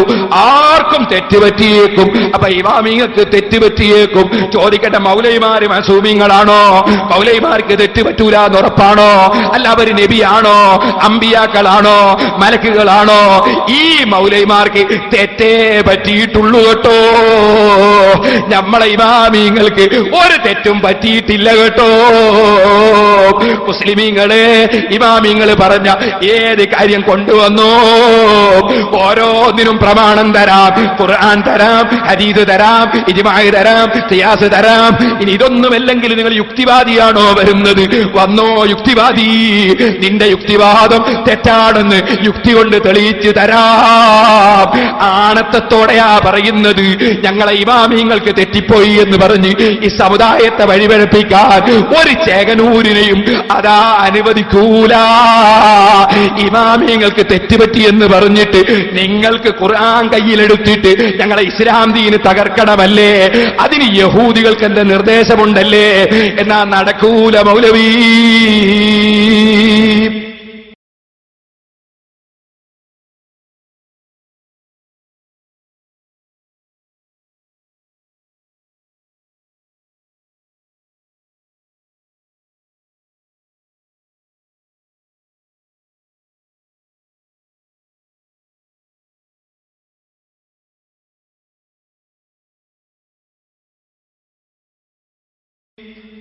നിങ്ങൾ കാണുന്നില്ലേ സഹോദരന്മാരെ? നിങ്ങൾ കണ്ടോ ഇതെന്താണ്? ഇയാളെ വലിയ ശൈഖ് ഉമർ മൗലവി റഹിമഹുല്ലാ എന്നാ മൗലവി പറയാം. ആ റഹിമഹുല്ല അയാളോട് ഒരു ചോദ്യം. ഇമാമിങ്ങൾക്ക് തെറ്റുപറ്റുമല്ലോ. ചോദ്യം: സുബ്ഹി നമസ്കാരത്തിൽ ഖുനൂത്ത് ഓതുന്നതിൽ നിഷ്ഠ പാലിക്കുകയും മറന്നുപോയാൽ സഹ്വിന്റെ സുജൂദ് ചെയ്യുകയും ഖുനൂത്തും സുജൂദും ഒന്നും എടുക്കാത്തവരെ വഴിപിഴച്ചവരായി കണക്കാക്കുകയും ചെയ്യുന്ന ഇമാമിനെ തുടർന്ന് സുബ്ഹി നിസ്കരിക്കുന്ന മുജാഹിദ് സഹോദരന്മാരെ പറ്റി താങ്കൾ എന്ത് പറയുന്നു? ഖുനൂത്ത് ഓതുന്നവരെ തുടർന്ന് നിസ്കരിക്കുന്ന മുജാഹിദുകളെ പറ്റിയാണ് ചോദ്യം. മറുപടി കേട്ടോളെ ഉമർ മൗലവിന്റെ. മുജാഹിദുകൾ അവരോട് യോജിക്കുന്നവരെ സംഘടിപ്പിച്ച് പ്രത്യേക ജമാഅത്ത് നടത്തുകയാണ് വേണ്ടത്. അതിന് തരപ്പെടാഞ്ഞാൽ, ചില സ്ഥലത്ത് അത് തരപ്പെടില്ല, അതിന് തരപ്പെടാഞ്ഞാൽ ചോദ്യത്തിൽ പറഞ്ഞതുപോലെയുള്ള ഇമാമിനെ തുടർന്ന് നമസ്കരിക്കുന്നതിന് വിരോധം ഇല്ല. അപ്പൊ ഖുനൂത്ത് ഓതുന്ന മൗലവിയാർ തുടരാം. അദ്ദേഹം തനി ശിർക്കനാണെന്ന് ഉറപ്പുണ്ടെങ്കിൽ തുടരാൻ പറ്റുകയുമില്ല. തനി ശിർക്കൻ എന്ന് പറഞ്ഞാലോ മങ്കൂസ് മൗലിദ് ഓതുന്ന, മുഹീദ്ദീൻ റാത്തീബ് ചെല്ലുന്ന, മുഹീദ്ദീൻ മാല പാടുന്ന അങ്ങനത്തെ ആളാണെങ്കിൽ തുടരാൻ പറ്റൂല. ഇമാം അപ്പോ ഈ മുജാഹിദ് സുന്നീനെ തുടരുമ്പോ എന്താ ചെയ്യേണ്ടതെന്ന് പറയണല്ലോ. പറയട്ടെ, ഇമാം ഖുനൂത്ത് ഓതുന്ന സമയത്ത് ഖുനൂത്തിൽ പങ്കെടുക്കാതെ വെറുതെ നിൽക്കുന്നതാണ് നല്ലതെന്ന് മനസ്സിലാകുന്നു. അത് ഇമാം അല്ലാഹുമ്മ ഹദിനാ ഫീമൻ ഹദൈത്, ഞങ്ങളെ സന്മാർഗത്തിലാക്കിയവരോട് കൂടെ ഞങ്ങളെയും സന്മാർഗത്തിലാക്കണേ അല്ലാഹ് എന്ന് പറയുമ്പോ വെറുതെ നിൽക്കുക. കാരണം ആമീൻ പറഞ്ഞിട്ട് അഥവാ നന്നായി പോയിട്ടുണ്ടെങ്കിലോ, അഥവാ നന്നായി പോയിട്ടുണ്ടെങ്കിലോ, നിസ്കാരത്തിലുള്ള ഒരു ദ്വായല്ലേ, ഒന്നായിട്ടുള്ള ഒരു ദ്വായല്ലേ. അപ്പൊ അന്നേരത്ത് ആമീൻ പറഞ്ഞു വരേ വെറുതെ നിൽക്കുക. പിന്നെ ആ സമയത്ത് തസ്ബീഹ് നീട്ടിച്ചൊല്ലുകയോ സ്വന്തം നിലക്ക് അല്ലാഹുവിനോട് പ്രാർത്ഥിക്കുകയോ ചെയ്യാം. ഭയങ്കര വിവരട്ടോ. തസ്ബീഹ് ചൊല്ലൽ റുക്കൂലും സുജൂദിലുക. അപ്പൊ ഈത്തിദാലിൽ എന്താ ചൊല്ലണ്ടെന്നറിയോ ഉമർ മൗലവിക്ക്? തസ്ബീഹ് നീട്ടിച്ചൊല്ലാർ. സുബ്ഹാനല്ലാഹി വബിഹംദിഹി സുബ്ഹാനല്ലാഹിൽ അസീം. ചോദിക്കട്ടെ മൗലവിമാരെ, അള്ളാന്റെ റസൂൽ ഈത്തിദാലിൽ തസ്ബീഹ് ചൊല്ലിയിട്ടുണ്ടോ? ചെയ്യാന്ന് നിങ്ങൾ പറഞ്ഞില്ലേ. തസ്ബീഹ് ചൊല്ലാമെന്ന് പറയണമെങ്കിൽ റസൂലുള്ളാഹിന്റെ നിന്ന് സനദ് കിട്ടണ്ടേ? സനദ് വായിക്കൂ സലഫി. വന്നിട്ട് പോയാ പോരാ, ഈത്തിദാലിൽ തസ്ബീഹ് ചൊല്ലുന്നതിന്റെ സനദ് വായിക്കൂ സലഫി. റസൂലുള്ളാഹി അങ്ങനെ തസ്ബീഹ് ചൊല്ലിയിട്ടുണ്ടോ? സഹാബത്ത് ചൊല്ലിയിട്ടുണ്ടോ? വായിക്കൂ സലഫി. നിങ്ങളെ മതം പറച്ചിൽ ഇങ്ങനെയല്ലേ? നിങ്ങൾക്കൊരു തെളിവും വേണ്ട.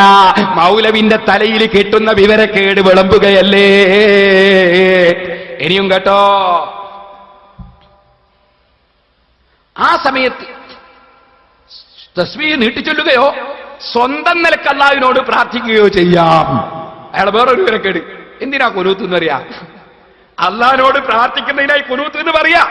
അത് സ്വന്തം നിലയ്ക്ക് ചെയ്യാൻ അത് ചെയ്തുകൂടാന്നല്ലേ നിങ്ങളെ വാദോ? നിങ്ങൾ കുനൂത്ത് ഓതാൻ കുനൂത്ത് എന്ന് എന്തിനാ പറയാ? ഈ നിസ്കാരത്തിന്റെ അവസാനത്തെ ഇത്തിദാലില് ദുആ ചെയ്യുന്നതിനാണ് കുനൂത്ത് എന്ന് പറയാ. അത് ചെയ്യാൻ നിങ്ങൾ ഇപ്പൊ പറഞ്ഞില്ലേ? അപ്പൊ കുനൂത്ത് ഓതാം, ദുആ ചെയ്യാം. കുനൂത്ത് തന്നെ അല്ലാഹുമ്മ ഹ്ദിനി ഫീമൻ ഹദൈത തന്നെ പറയണോ? റബ്ബനാ ആതിനാ ഫിദ്ദുനിയാ ഹസന വഫിൽ ആഖിറതി ഹസനത വഖിനാ അദാബന്നാർ എന്ന് പറഞ്ഞാൽ കുനൂത്ത് ആവൂലേ? ആകും. അല്ലാഹുമ്മ ഹ്ദിനി ഫീമൻ ഹദൈത എന്നത് പ്രത്യേക റിപ്പോർട്ട് വന്നതുകൊണ്ട് അത് കൂടുതൽ ഉത്തമമാണ്. ഇനി കേട്ടോളി, എന്നാ ഇനി ബാക്കി കേട്ടോളി. എന്നാൽ ആ കുനൂത്തിൽ പങ്കെടുക്കുന്നതിനും വിരോധമില്ലെന്ന് തോന്നുന്നു. ഇമാമിന്റെ കൂടെ നിസ്കരിക്കുമ്പോ ആ കുനൂത്തിൽ പങ്കെടുക്കുന്നതിനും വിരോധമില്ലെന്ന് തോന്നുന്നു. ഓരോരോ അപ്പൊ തോന്നുന്നത് അങ്ങനെ കേട്ടോ. മറ്റത് മനസ്സിലായത്, ഇത് തിരിഞ്ഞത്, അത് തോന്നുന്നത്. ഇനി ഇയാൾ അവസാനം തീരുമാനം പറയുന്നു, തോന്നുന്ന പോലെ ചെയ്യുന്നവരാ മുജാഹിദീങ്ങൾ നീ നമ്മൾ പറഞ്ഞാൽ ഇവിടുന്ന് സെലഫി വന്നിട്ട് കംപ്ലൈന്റ് പറഞ്ഞു. ഞാൻ കേട്ടോളി. ഓരോരുത്തർക്കും അവരവരുടെ മനസ്സിന് സമാധാനം തോന്നുന്നത് പോലെ ചെയ്യാവുന്നതാണ്. അവസാനത്തെ തീരുമാനം എങ്ങനെ? എന്ത്? ഓരോരുത്തർക്കും അവരവരുടെ മനസ്സിന് സമാധാനം തോന്നുന്നത് പോലെ ചെയ്യാവുന്നതാണ്. ഇയാളെ മനസ്സിന് ഒരു സമാധാനവും ഇല്ല എന്ന് എല്ലാവർക്കും മനസ്സിലാകുന്നതാണ്. ഇതാണോ ഞങ്ങൾ ഇമാമിങ്ങളെ വിട്ടിട്ട് സ്വീകരിക്കേണ്ടത്? നിങ്ങളെയാണോ? പറയൂ മൗലവിമാരെ, പറയൂ. ഇത് കരയുദ്ധമാണ്. ഓരോന്നിനും പറയൂ മൗലവിമാരെ. ഇനി നിങ്ങൾക്ക് കേൾക്കണോ?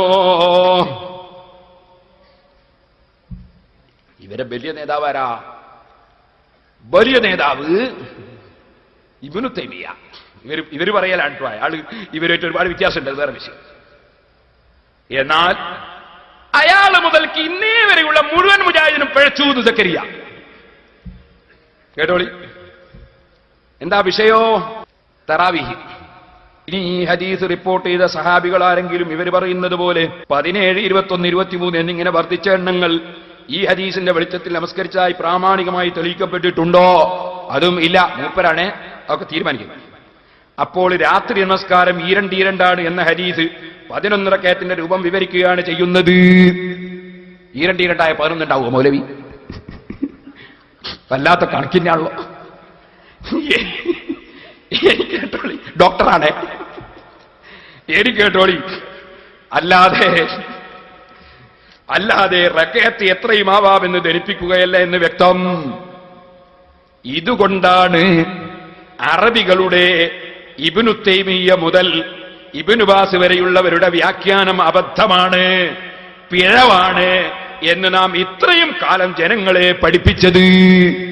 ഇബ്നു തൈമിയ്യ മുതൽ ഇബ്നു ബാസ് വരെ വാദിച്ചതൊക്കെ പിഴവാണ് എന്നാണ് പോലും ഇതുവരെ പഠിപ്പിച്ചത്. പിന്നെ ആരാ? പിന്നെ സുല്ലമി പഠിപ്പിച്ചവും പിഴവാന്ന് ഇപ്പൊ മൂപ്പര് പഠിപ്പിക്കാൻ തുടങ്ങി. ഇനി ഇയാളെ ശിഷ്യം വരൂ, എന്റെ ഉസ്താദ് പഠിപ്പിച്ചവും പിഴവാണ് എന്ന് ബോധ്യപ്പെട്ടു. ഖിയാമത്ത് വരെ ഇസ്ലാം ഉണ്ടാവൂല കേട്ടോ. ഇസ്ലാം ഉണ്ടാവൂല. എല്ലാവർക്കും പിഴവല്ലേ? ഓരോരുത്തരും പരിശോധിക്കല്ലേ? ഇനി കേട്ടോ, അറബ് ലോകത്തെ ആധുനിക പണ്ഡിതന്മാരെക്കാൾ എത്രയോ ഉന്നതരായ ശൈഖുൽ ഇസ്ലാം ഇബ്നു തൈമിയ്യയെ പോലുള്ളവർ മേൽപ്പറഞ്ഞ വിധം വ്യാഖ്യാനിച്ചിട്ടും നാം ആ വ്യാഖ്യാനം സ്വീകരിക്കാതിരുന്നത് നബിചര്യയിൽ സ്ഥിരപ്പെട്ടത് സ്വീകരിക്കണമെന്ന നിലക്കായിരുന്നു. ഇബ്നു തൈമിയ്യൊക്കെ 20 റക്അത്ത് തറാവീഹ് ഉണ്ട് എന്നാ പറയുന്നത്. 4 മദ്ഹബും 20 റക്അത്ത് ഉണ്ടെന്നാ പറയുന്നത്. അത് ഇവര് സ്വീകരിക്കാതിരുന്നത് അവർക്കൊക്കെ പേച്ചൂന്ന് തിരിഞ്ഞതുകൊണ്ടാണ്. ഇനി കേട്ടോ, വ്യക്തികളെയല്ല തെളിവുകളെയാണ് മുജാഹിദ് പ്രസ്ഥാനം എക്കാലത്തും നോക്കാറുള്ളത്. ഈ അടുത്ത കാലം വരെ മുജാഹിദുകളിൽ ആർക്കും ഈ വിഷയത്തിൽ യാതൊരു വസ്വാസും അങ്കലാപ്പും ആശയക്കുഴപ്പവും ഉണ്ടായിരുന്നില്ല. അതായത് ഇബ്നു തൈമിയ്യനെ സ്വീകരിക്കരുത്, ഒരു ഇബ്നു ബാസിനെ സ്വീകരിക്കരുത്, ലോകത്ത് ഒരു പണ്ഡിതനെ സ്വീകരിക്കരുത് എന്നതിൽ യാതൊരു വസ്വാസും ആർക്കില്ല, മുജാഹിദിയക്ക് ഇതുവരെ ഉണ്ടായില്ല. എന്നാ കേട്ടോളി. എന്നാൽ ഇപ്പോൾ മുജാഹിദുകളിൽ തന്നെ ചിലർ, ഒരു വിഭാഗം അറബികളുടെ എത്രയും ആവാമെന്ന വാദത്തെ ഏറ്റെടുത്ത് പ്രചരിപ്പിക്കുകയും തങ്ങളുടെ വ്യതിയാനങ്ങൾക്ക് മറപിടിക്കുകയും ചെയ്യുന്നു എന്നതാണ് ഇന്നത്തെ പ്രശ്നം. ഇപ്പൊ മുജാഹിദിന്റെ പ്രശ്നം എന്താണ്? എത്രയാകെ തറാവീഹ് ഒരു കൂട്ടർ പറയുന്നു. പ്രശ്നം തീരലപ്പാ മൗലവി, പ്രശ്നം തീരലപ്പാ. ഇസ്ലാമിലെ പ്രശ്നം തീരലപ്പാ. നിങ്ങൾ ഇമാമിങ്ങളെ തള്ളണമെന്ന് യഹൂദികൾ നിങ്ങൾക്ക് ക്ലാസ് എടുത്തു തന്നത് ഇസ്ലാമിക രംഗത്തെന്നും പ്രശ്നമുണ്ടാകാനാണെന്ന് ഞങ്ങൾക്ക് വ്യക്തമായി അറിയാം. നിങ്ങൾ ഇവിടെ പ്രസംഗിക്കുന്ന ഷാദുലി റാത്തീബ് ചൊല്ലുന്നവര് യഹൂദികളാണെന്ന് നിങ്ങൾ ഇവിടെ പ്രസംഗിച്ചിട്ടുണ്ട്. ഇൻഷാ അല്ലാഹ് ഞാൻ നാളെ അതിലേക്ക് കടന്നു വരും. അതുകൊണ്ട് തന്നെ പറയട്ടെ, നിങ്ങൾ യഹൂദികളുടെ അച്ചാരം വാങ്ങിയിട്ടുണ്ടെങ്കിൽ അത് തിരിച്ചു കൊടുക്കേണ്ട സമയമായിട്ടുണ്ട് കേട്ടോ. നിങ്ങളെ കൂട്ടത്തിൽ തന്നെ പെട്ടവര് പടയൊരുക്കം തുടങ്ങിയിട്ടുണ്ട്. ഇനി ഞാൻ ചോദിക്കട്ടെ, തറാവീഹിന്റെ കാര്യത്തിൽ നിങ്ങൾ എത്ര കാരണം അറിഞ്ഞു? ഞാൻ ഓരോന്നോരോന്നങ്ങ് പറയാം, കേട്ടോളൂ. അതാ തറാവീഹിന്റെ വിഷയത്തിൽ മാത്രം നിങ്ങൾ എത്രയെത്ര കരണം അറിഞ്ഞു. സുബ്ഹാനല്ലാഹ്, അതുണ്ടോ പറഞ്ഞാൽ തീരുന്നു. ആദ്യം നിങ്ങൾ എഴുതി 20 റക്അത്ത്, തറാവീഹ് 20 കേട്ടോ. തറാവീഹ് ഇത് റമദാനിൽ മാത്രമേ ഉള്ളൂ. സമയം വിത്റിന്റെ സമയം തന്നെ. ഇത് 20 റക്അത്താണ്. എല്ലാ ഈ 2 റക്അത്തിലും സലാം വാജിബുണ്ട്. ഇത് നിങ്ങളെ മദ്രസയില് EK മൗലവി എഴുതിയ പുസ്തകത്തിലുള്ള വാചകമാണ്. അപ്പൊ EK മൗലവി എന്ന നിങ്ങളാള് നിങ്ങളെ മുജാഹിദിന്റെ മദ്രസയെ പഠിപ്പിച്ചു തറാവീഹ് റമദാനിൽ മാത്രമേ ഉള്ളൂ. സമയം വിത്റിന്റെ സമയം തന്നെ 20 റക്അത്താണ്. എല്ലാ ഈ 2 റക്അത്തിലും സലാം വാജിബുണ്ട്. ഞങ്ങൾ പറയുന്ന അതേ ആശയം അതാ നിങ്ങളുടെ EK മൗലവി എഴുതി. പിന്നെ നിങ്ങൾ എന്തായി? മുസ്ലിമീങ്ങളൊന്ന് നോക്ക്, ഇവരെവിടെയാ എത്തിയത് കേട്ടോ. 2